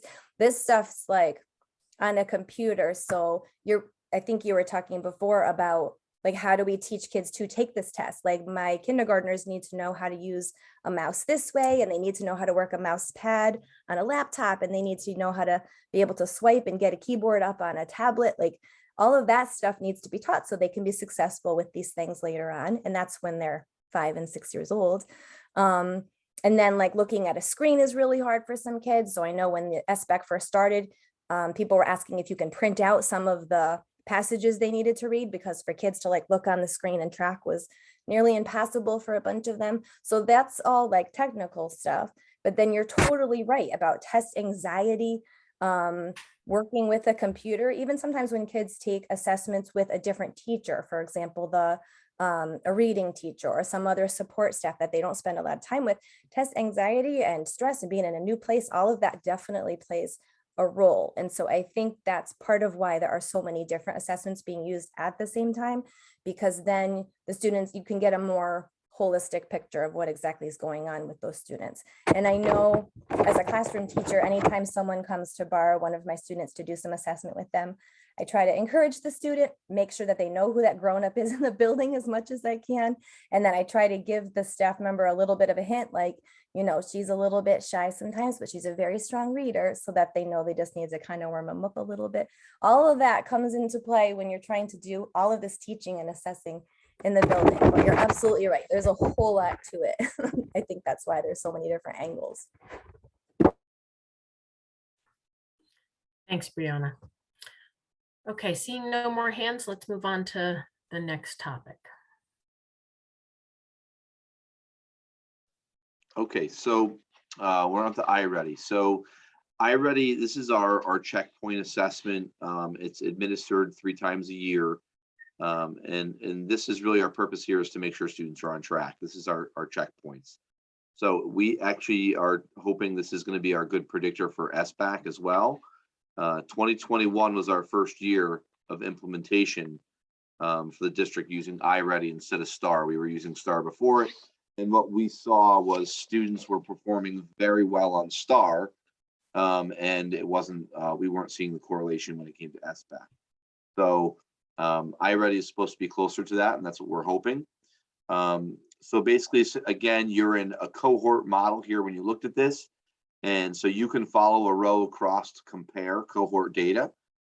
And so if I just start here and I looked at this grade 2, the fall, this is 13% below grade level, approaching, and at or above grade level, 15%. And it just goes all the way over. This same group of kids is now they're 3rd graders, okay? And they've taken it twice, fall and winter, and then they'll take it one more time in spring. And so you can follow any grade across and look to see where were they in 6th grade, now where they are in 7th grade, okay? And you can see the dip here from COVID in 21, 22. I will say all the grades improved in 21, 22 in the at or above grade level classification. So, which is what we're looking for from fall to winter, except grade 8. And I'm over here right now. I'm looking at this 38 to 37. They just missed it. Grades 4 and 8 had a slight decrease in the at or exceeding grade level category, but they had a huge improvement in the grade level category, or the below grade level category, meaning they had an 8th grade in the start, they had 45% at the lowest level, and then they moved to 27. And that's the type of movement we want to see. Again, you have to compare this to that first slide I showed you of SBAC, where it's just a level. You just know where students are falling here. The scores are not great, but you can't, it's hard to see growth student by student, class by class. I can look at this top group of 2nd graders and say, you know, again, for math, I can say 22% were below grade level. In the winter, it was only 7. That's great. 59% were in that approaching grade level. Now it's 62, but look at what happened with at or above grade level. We went up 11%. Those are the things that we're looking at. It's just a matter of, this is what, again, another piece of the puzzle, and I think Donna was alluding to this before, is how does this compare to the students, all of their other data? And we can dig really deep into iReady. If I show you this slide though, this is our growth report, okay? And so this is our annual typical growth and our stretch growth. And this is where I'll say, this is the information that really we want to see. When we created this report, students were expected to be at 50% annual typical growth, which is right here, the second column, okay? You can see for the most part, our students are above the expected growth. That means at the midpoint of the year, we want to see them at 50% of what they would achieve. Think about that target again. Where do we want them to be? As far as the stretch growth, you typically see by the end of the year, students at 25 to 35% in this stretch growth, because obviously it's a stretch growth. We see our students already at those rates, which means they're growing at a faster rate according to this assessment. Okay, again, so I want to point that out and show you a specific grade level. So if I look at grade 2 at the midpoint of the year, we want to see this number over 50%. We see 62. And when we did this report, actually, we did this report when we had iReady training with the administrators, and the trainer looked at our data and said, wow, this actually looks really good, which was nice to hear. We have a dip here. So this is something we investigate, right? Why is this dip here? Fourth graders, we need to explain that when we get deeper into our data. If I go back up to the second grade though, again, we want this by the end of the year to be in that 25 to 35% range. That means they're getting their stretch growth. If they are doing that, they're learning more in 1 year than their typical peers who they are being compared across the country. That's where this data is being compared to. So when we see 125% here in grade 7, and we see 65% here in the stretch, that's humongous growth, okay? That's what we want to see. Now, let's go back and talk about, or do you want me to stop and have questions there, Michelle? Just because I can show the same thing for the reading portion, or I can pause and we can talk about math. Let's talk about math first. Okay, so again, we have the iReady scores there and the growth report. So the growth report is compared to that state growth report. That's the type of thing like there's a target that the program sets and we want to achieve it. So that's what we're looking at. Are there any questions about the iReady for math? Okay, so let's move on to the language arts. Oh, sorry, Herb, go ahead. On this math test, what's the highest score you can get? 800 or something? Oh no, I'm not sure what the highest is, Herb. And what's the passing score? But it depends on the range. So we have percentages here and we can see the growth and things like that, but what is the passing rate on there's typical iReady? Just like the state, Herb, has the range, there's a range here. So what they have is they're comparing this to where a typical second grader is. So they have a range here and they're looking at this. And so if I'm looking at this second grader here, they're showing a range of where this would fall into. And this is where the kids, just like their scale score, this is where the student is falling into. It's adaptive. I think if anybody, Mary Kay, if you want to chime in here, I believe this is adaptive up 1 grade. You can go as higher. So if I'm a second grader, it can give me questions up to through 3rd grade. But if I get them wrong, it doesn't penalize me. It just helps me get further along. But it's just a range. I just don't have the range on the screen. but it's similar to what is they have for SBAC. And so again, it's not the actual level that we want to see right now. We want to see that growth. We want to know if when Herb Erico came in as a second grader, where is Herb leaving? Is in his mid-year checkpoint. And again, this is by grade level. I can drill this down by boys, girls, grade level, school, student, individual student. So we know exactly how Herb scored. And, you know, did Herb go up 100 points and we're having a little celebration with Herb in the back of the room? Or, you know, do we need to talk to Herb to say, look, we can see you flew through this in 11 minutes and it should have taken you 25. We can also address that as well. So there's a lot we can pick this apart with. It just doesn't show the score range that's tied to these. This is done all by the program, by the way. We're not setting our range. Yeah, I of what this understand. 22 Yeah. is. Donna has her hand up. I just want to clarify something. If you could go back to the prior slide, Phil, that had the red and the green. Yes. I believe you said at one of the prior meetings, let's just use the second graders, that when the test is given in the fall, 15% of them are at or above grade level. And then in the winter, 35% of them are at or above grade level. So when we look at the spring number, 52% are at or above grade level for the year end, right? So so the same, excuse me, the same test or similar test is being given. And by the end of the year, 52% are at grade level. Is that correct? That is correct.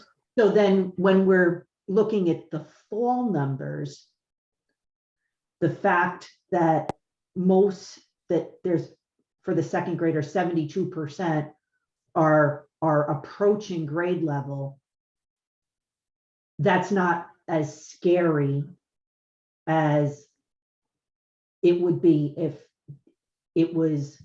that's where they should be in the fall. It's where they should be by the end of the year, correct?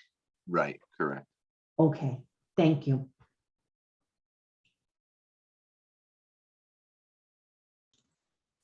Wait, let me make sure I understand that. It's by the end of the year, we want to see, this is the end of the year slide. So we want to see this at 100%. If this is at 100%, they made their growth.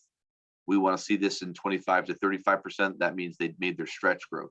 If I'm looking at this is, and I actually think Michelle Pryor's on this call, who's one of our iReady wizards. I'm not sure if she's still on, but this Donna would be at that point in time of that month. Does that make sense? Michelle Pryor, are you on? So the fall standards, are the fall standards different than the spring standards, or is it the same standard and you're just seeing how they progress through the year?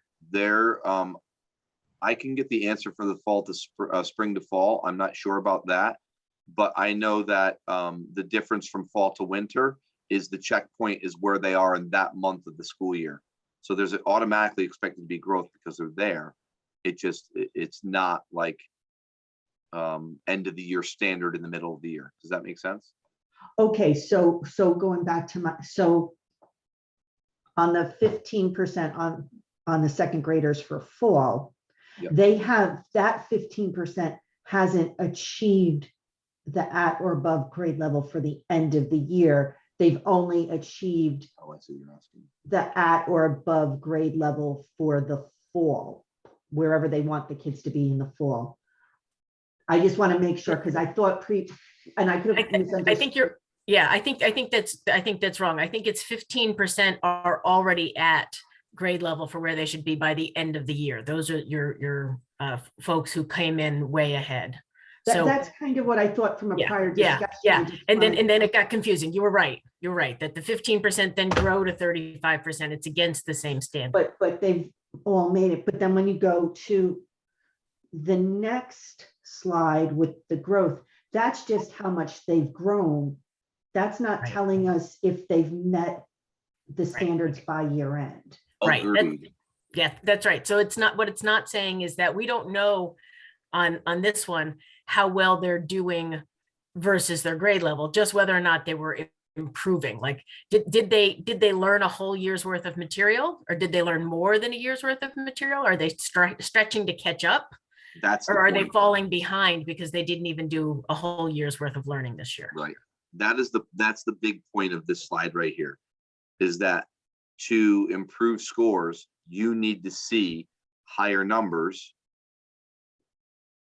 right, in your stretch, because if you can meet your 100%, you know that they're meeting their target. But once they start getting into that stretch, I mean, this grade 7 group is having tremendous growth this year in math. That's where they're going to grow more than one grade level in a year. That is the type of thing we're gonna want. So this is by the end of the year. So that's why 62% at this point. It's really only supposed to be 50. We want to see hundreds here by the end of the year for all these. But if we want to see more growth across, and this is again, we had COVID, we had all sorts of disruption. We have curriculum improvements. We have so many things going on. We want to see more than 1 year's growth in a year. That's how you catch up. That's how you get ahead. That's where we're looking at this stretch growth one. I just want to note that we are at 8:43.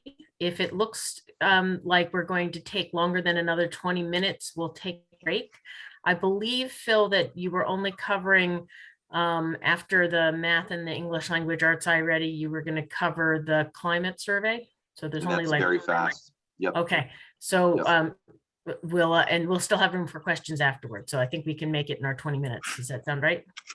Yes, I think so. Okay. Arthur, I see your hand up. Yeah, can you go back with just one slide? I just have a quick question about the testing. So just as an example, is the spring testing for second grade then similar to the fall testing for third grade? Or is it, because I'm looking at the number of the percentage of kids who dropped significantly at or above grade level from 52 to 16 over the summer. I'm concerned with the knowledge loss over the summer, and I'm just wondering if that can be chalked up to the tests for the fall of third grade being significantly harder or involving a lot of things they don't know yet. So it's exactly the second. So it's not that they lost, so much learning over the summer in this case, although that is real and that does happen. It's that they're being tested against what they should learn in that next year. So they're starting the school year. 12% of the third graders are starting the school year already knowing what they should know by the end of the year. But the year before, 52% of them knew what they needed to know for the second grade. It's just when they started the next fall, they didn't know what they needed to know for the third grade yet because they hadn't taken third grade yet. Okay, I see. Yeah. This is something too that I think that we can continue to dig deeper on in the future. The point of tonight is just to show you a bunch of the assessments that we have and what we're looking at. But this particular assessment, the good thing for us on this is we can break down to Common Core standard and we can look at specific standards and get really, really in detailed reports like, wow, you have 15 kids in your room, 15 kids nailed these three standards. And then they totally missed two, like what happened there? And then we figure out why. You can either address that through curriculum, or did a unit not get, or a couple lessons not get taught? What was the reason for that? It just allows us to see a much sharper picture of a student than SBAC does. And that's why this assessment is so important for us. And again, the growth is what's important for us, but it is confusing. Let's move on to the reading. Okay, so this doesn't show that significant loss of learning connected to the pandemic for reading. It does show that students are below grade level. Obviously, the ones that are below grade level need additional support. Anybody that's in the red there, we want to make sure that we have multiple data points on those students and that they're getting the support they need. We do see growth fall to spring across most grade levels, and an increase in the number of students on grade level. So, same type of picture that you saw from the other one. And here's the growth.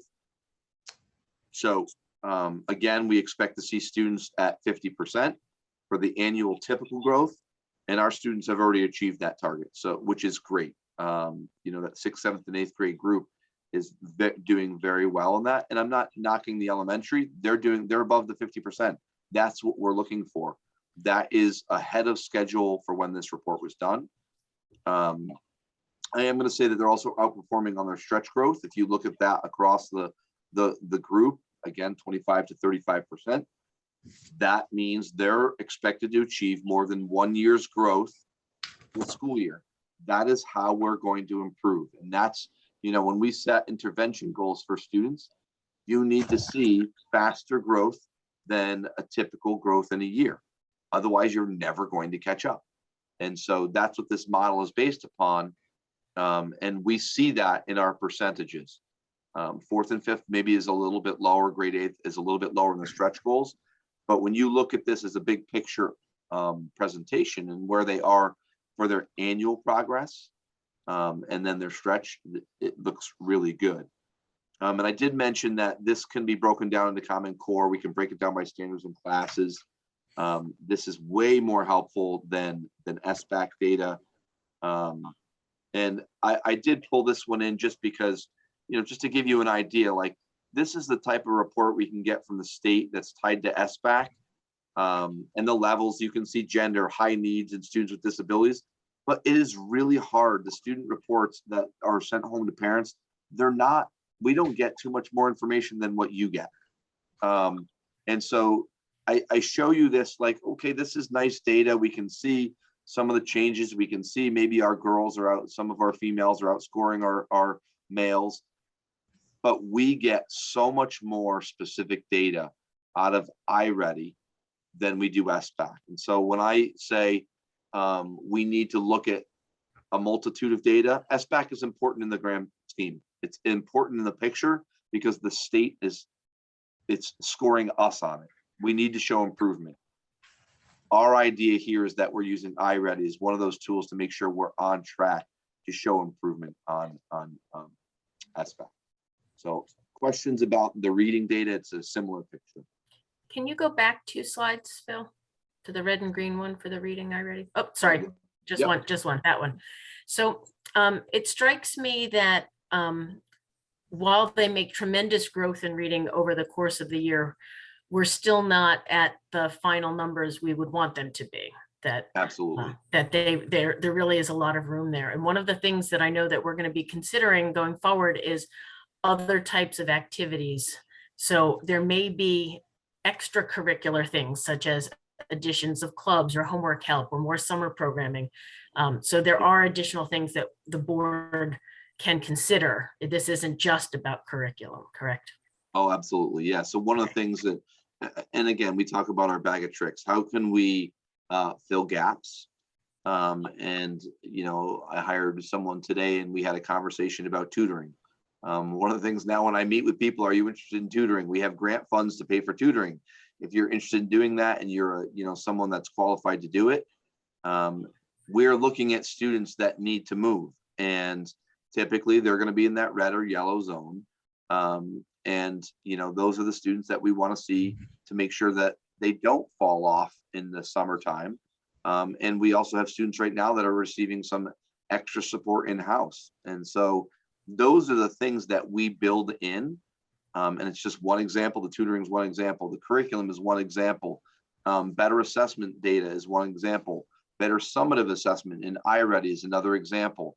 All of those things, better literature, better resources, appropriate resources, all of those things are pieces of the pie that make up the whole pie that we're using to evaluate student learning. Thanks. Anne, I see your hand. Aren't some children receiving help on those professional day Fridays? So that is that an extra time where kids, those children are getting some extra help? Yes, so there were some students that were invited, and that's part of the tutoring problem that we process we have.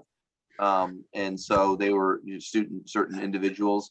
We run a wealth program that's after school, and there's all sorts of things that we're trying to do.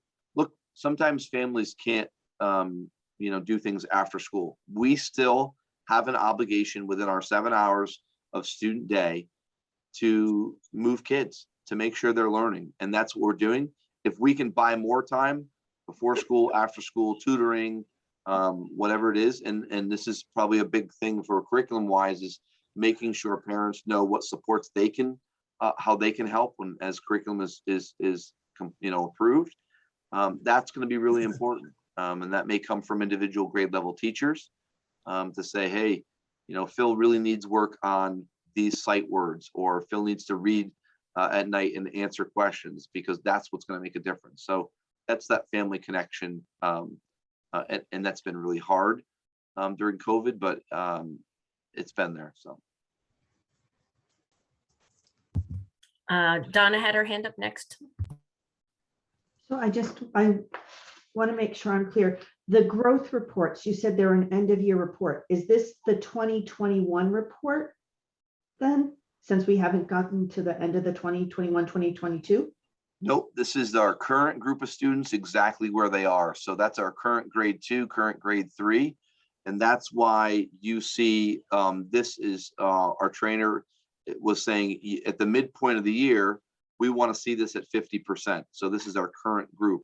So by the end of the year, this should be, if they all meet their target for, oops, sorry, I'm trying to move you around on screen and I'm moving that. The annual typical growth for progress, we want to, if we see that 100%, we've done our job by the end of the year. And that's the difference between the two slides. And that's why progress is really important. This is the same thing. The stretch is by the end of the year, but we're doing very well when we're talking about 47% already, at their meeting their stretch. So then my concern is I look at the 4th graders. Yep. And there's definitely math issues and reading issues. And then when I go to the red and green ones, the cohort stuff, Yep. they're really struggling there too. So I'm hoping that things are being done now. Yes. To help them, just because even compared to the other students overall, they're having a rough time. Yeah, and that's the importance of looking at this data to, making sure that we see alignment across, curriculum assessments and what classroom teachers see in their classrooms. And that's why they have data team meetings. So when they have discussions, they're talking about individual student data, they're talking about classroom level data, and they're creating intervention plans. And so I can guarantee those intervention plans are in place for, any of those students that have consistent data that what I'll call is in the red. And that's the point of the data team. So that is one grade level that obviously pops out to all of us. And it's something that obviously we need to address. And it was really, this is where it was really apparent. But when we start looking at this 44% going to 17%, we can see that they were making the movement that we want to see. Because they went from obviously 38 to 63, but they all moved from that red. And that's the type of thing that we're looking for. But that's a good observation for sure, Donna. Thanks, Arthur. I see your hand. Yeah, I'm not trying to discount the growth. I understand that's very important, but just looking at those cohort numbers, I don't see like a goal for the spring. So from what I understand, the spring trimester seems to be the kind of end assessment for the kids and where they are in their grades. So what is the administration, the state, and the Board of Ed looking for as that final green number in the spring trimester?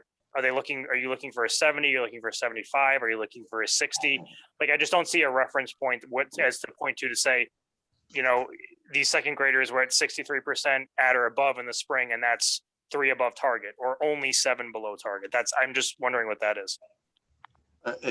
It's a little bit of a loaded response, Arthur, but it's a moving target. And the reason why it's a moving target is it can depend on each grade. Obviously, we'd love to see 100%. I mean, that's, you know, but what happens is we want to see the growth to change those numbers. And this is the point of that SBAC section, where to show, you know, a student might not, they may show significant growth, but not move a level because of where they were. I would like to see those, you know, hit the 70s and 80s realistically. But the reason why it's a little bit of a loaded answer for me is that I've got to look at that group of kids individually. I've got to know what their individual needs are. I've got to look to see where they came from, where they started as students, and where they're finishing. We might have a classroom of 15, and we might have a couple kids that are homeless. What's their current situation? We're still required to educate them, and we're going to do the best we can, but there might be situations in a student's life that impact that. We're going to look at, is there specialized instruction? Are they identified with special education needs? There is no state connection to this. This is our data. And we want to see that green number as big as we can. And for me, the number that I'm going to target more, Arthur, to be honest with you, is I want this red number to be, you know, under 10% in every grade level. For us, that 10% is typically, you know, a 5 kids, something like that. That to me is probably a more realistic picture of reality, of students that are identified, students that are, you know, having significant social emotional issues, whatever it may be. But big picture, I mean, look at, we want 100%. We want the best for all of our kids. And we're going to grow them and that's why this report is important. I would love to dig down deeper and show you. I can't because there's student names behind it.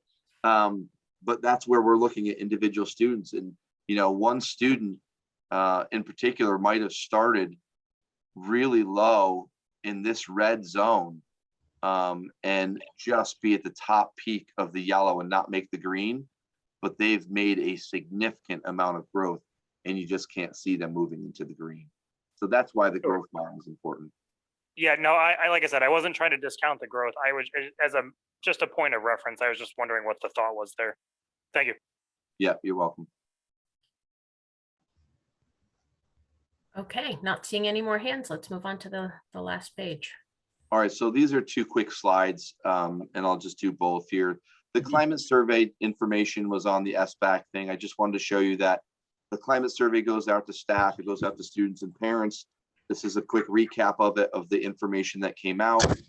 This is last year's. The climate survey will be going out again. I think we just said the 2nd week or 3rd week of May. And so anybody that fills out, if you're on the call, we want to hear your feedback on the climate surveys. It's the same questions. It's every student fills one out. Staff members fill them out. And this is something, this is again, a snapshot of what the survey data look like.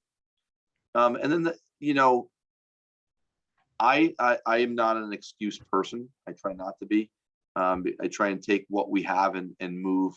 What can we do about where we're at? What can we do to make things better? And so these action steps, when we develop them, we had our priorities around curriculum instruction and development and revision of our curriculums. Now this just says ELA and math. We're doing everything. This is well in the works. Targeted instruction for all students, improving our intervention process. That's in the works. The update district intervention plan, it's a little more on the back burner, but it's in the works. Letters training for high quality professional development that impacts reading instruction is well in the way. We're almost done with our first year. Making sure we have the time to roll out updated curriculum appropriately. That's why the board approved those days. We have a portrait of the graduate meeting tomorrow to start working on some of the rubrics. So these things are all in place, and you know, or in the works. We've got second step, it's in place. You know, I think the big thing for me, and I'm going to stop sharing here. I think the big thing for me, and I think Herb almost fell off this chair last board meeting when I shared this, is I listed off all the initiatives that we're working on, and this staff, you know, I push pretty hard. And I know that I push pretty hard. I have really high expectations. But but I'm going to tell you, my staff is not satisfied with where we're at, and it's why they're working so hard.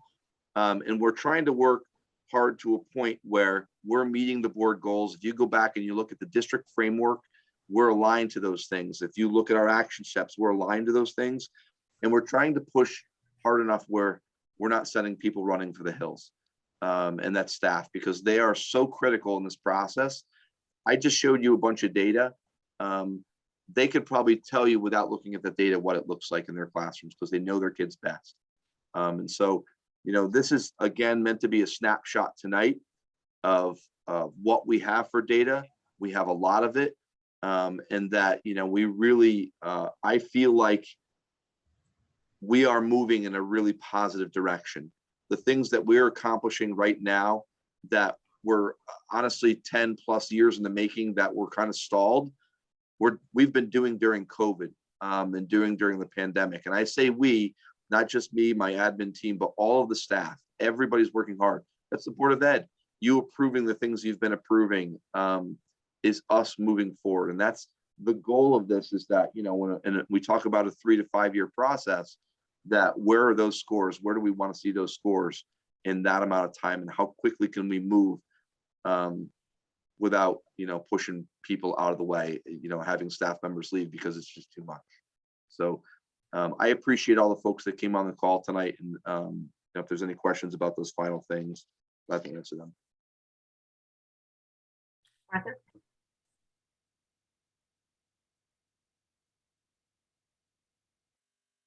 Go ahead, Arthur, you're unmuted. Oh, I'm sorry, I didn't hear. It's okay. When you say the climate survey goes out to students, does it go out to all students K through 8? Does it go out to students from a certain grade level? And where do the students take that survey? So the students they have one-to-one devices. Obviously, the lower elementary students, their survey is obviously age appropriate. So it's like a smiley face, a frown, or a flat line. And so they take it in their classrooms. Typically, kindergarten teachers will read the survey to them. All of the other students, every student K through 8 takes that survey, and it's completed on their Chromebooks or on their iPads, and it's submitted, and we get all of that data in, just like we do. It's done through Google, so it's, you know, we have the comments, and we can read through. I mean, we've gotten some really thoughtful comments, and from 3rd graders to 8th graders. It's really good information for us to know, what do they see as what's working for us? How do they see the climate of the school? And, you know, where can we improve? And so that's information that we take, and, you know, how we move forward as a district. Thank you. You're welcome. Okay, any additional questions? Peter? Yeah. Peter and then Herb.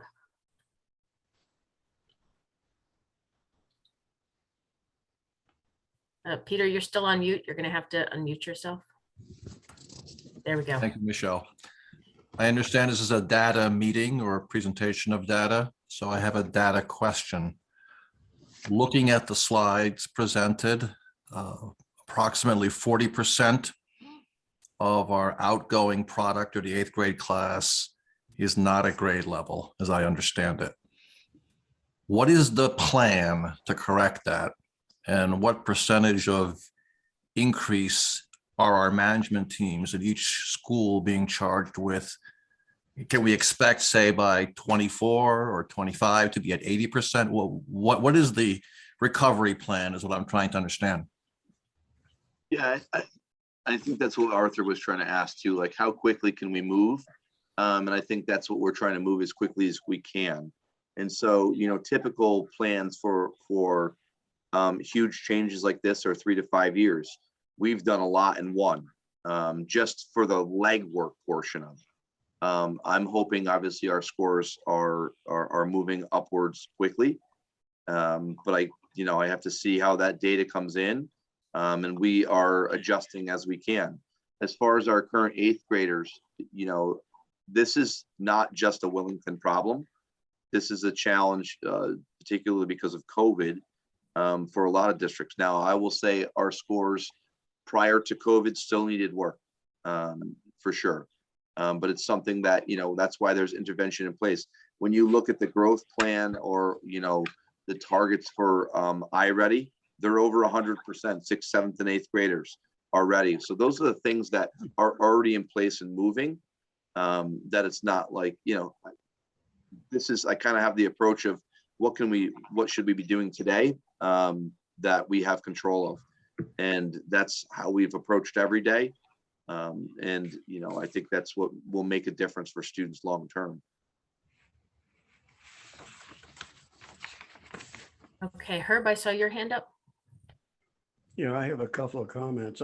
You probably have answered this already, as far as I know, because I kind of lost you there for a while. But we have, I think you on the agenda action steps or action plan. Does this include restructuring the teaching methods that we have at the present time and learning methods? I mean, we have a lot of PPT meetings and so forth. Are they being structured in such a way that students will benefit and will assist in raising their scores? In other words, so that they're engaged in their classes and staff have their attention in developing these skills that they need. And the other thing is, it's okay to test the students and look at their scores and everything, but who is looking at the student themselves to determine what their individual needs are? I mean, if a teacher has 15 or 16 youngsters in a class and they're teaching them math or history or English or whatever it is, do they have a complete understanding of what the needs of those students are to improve their grades? Yeah, and I think And what are their action plans, you know, do we have in place?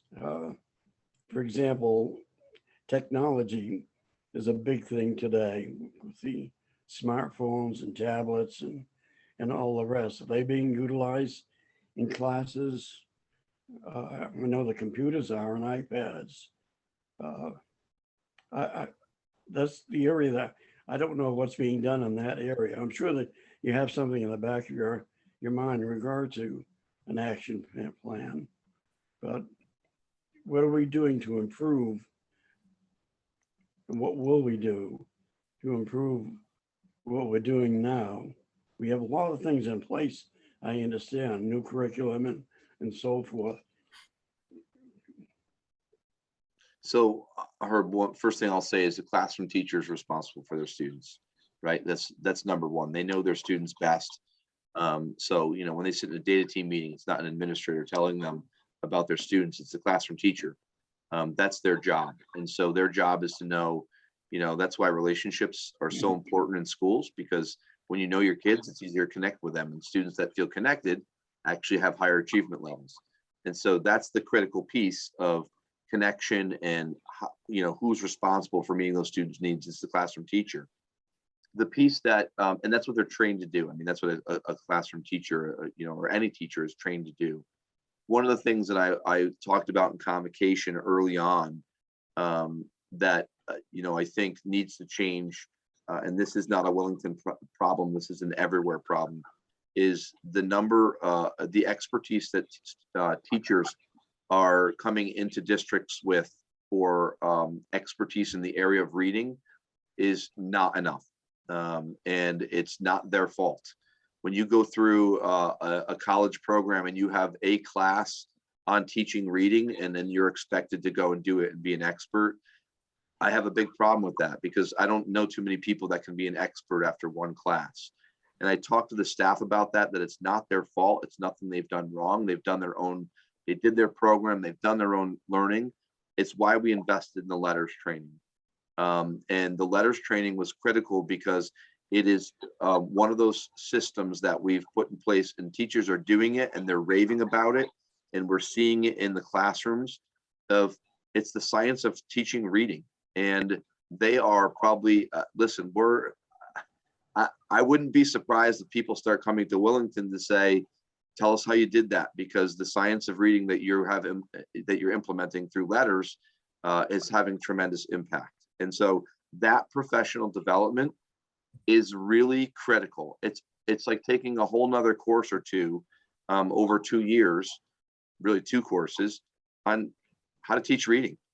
And all of our folks that are teaching reading are taking that class. And the last thing about engagement and technology is that, you know, this is technology is an important piece, but it's not the only piece. Our kids have technology so often. Every kid's walking around with an iPhone or some sort of telephone now, and their ability to communicate with each other is really important without that technology. So we're utilizing technology. We're using our new Promethean boards. They have their one-to-one tablets or Chromebooks, but it's not everything. Sometimes we're utilizing those tools though, where, you know, in a first grade classroom, there's a student that has some independent work time. A teacher's meeting with a small group, and they're on a program called Lexia. And it's a phonics-based program where students are learning, and the teacher can go back and look at that feedback and identify areas of strength, areas that need to be improved. It's those tools and their expertise in their management that's making a difference. And so I gave you a list of kind of big picture things in our action steps, but there is a ton going on in whether it's data team meetings or in special ed meetings, whatever it is, it's all aligned to the work that you see on those action steps. Donna, Well, I see your like you hand up. said, well, it Oh. seems to me that it's kind of an overwhelming job staff have, and you have to do this. So we're doing a little bit at a time. and We're hopefully we'll have good results. Yeah, and that's the goal, Herb. Look at I've talked about this, and poor Erin Conley. I say her name a bunch, but you know, we tried to do curriculum the Willington way with you know, just trying to push it through with a couple people in a room. It wasn't going to work. We needed someone that could just do that and the expertise to do it. And so she's got a big hat, the administrative team of making sure that's implemented and doing their observations, the teachers of learning the curriculum.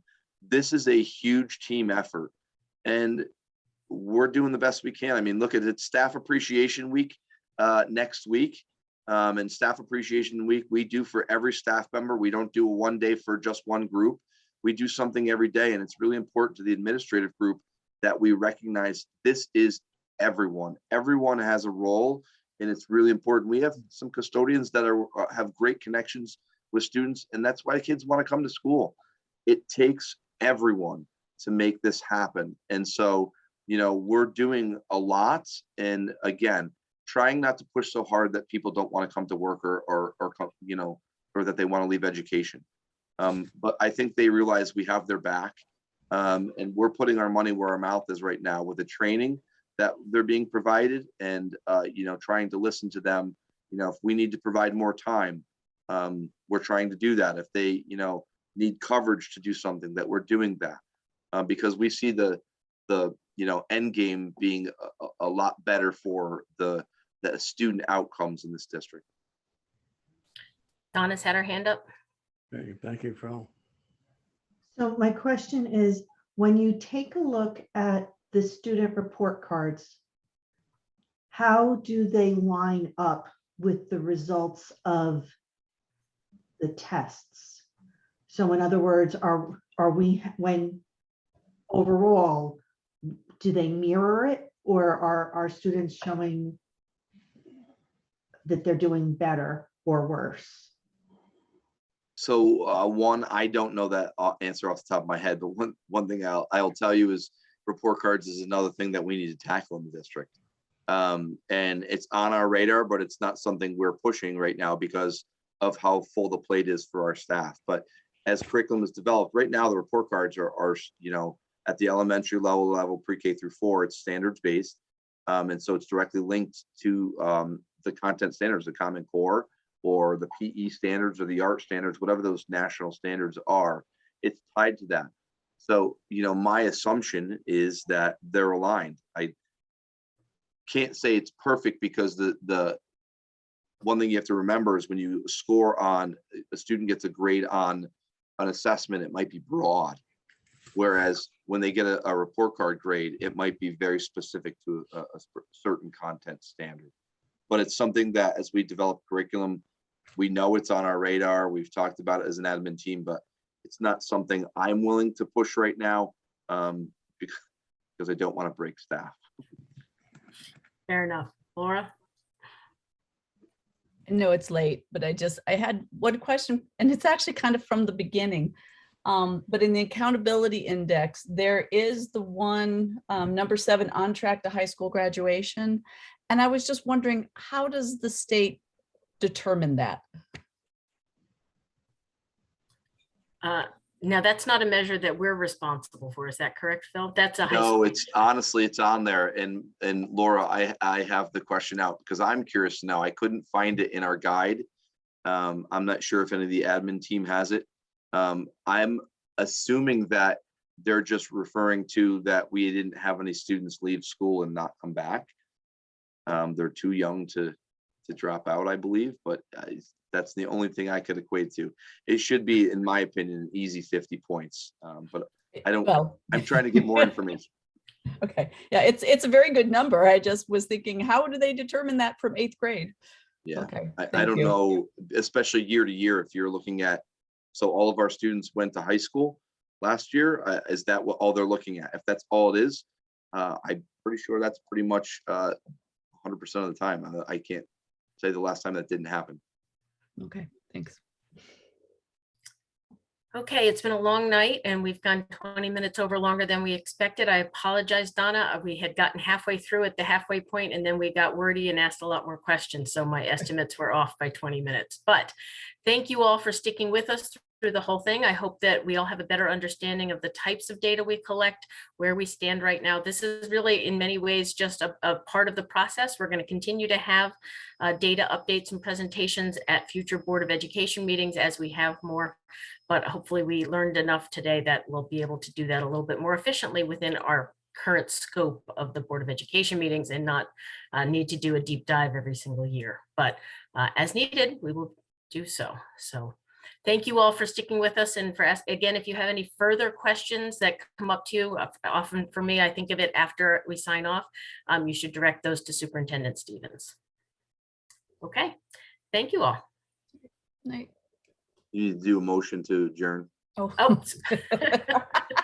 Do I have a motion to adjourn? Thank you, Laura. Do I have a second? And thank you. All in favor, signify by saying aye. Aye. Opposed? Abstentions? We are adjourned at 9:20. Thank you, Phil. You can tell it's past my bedtime.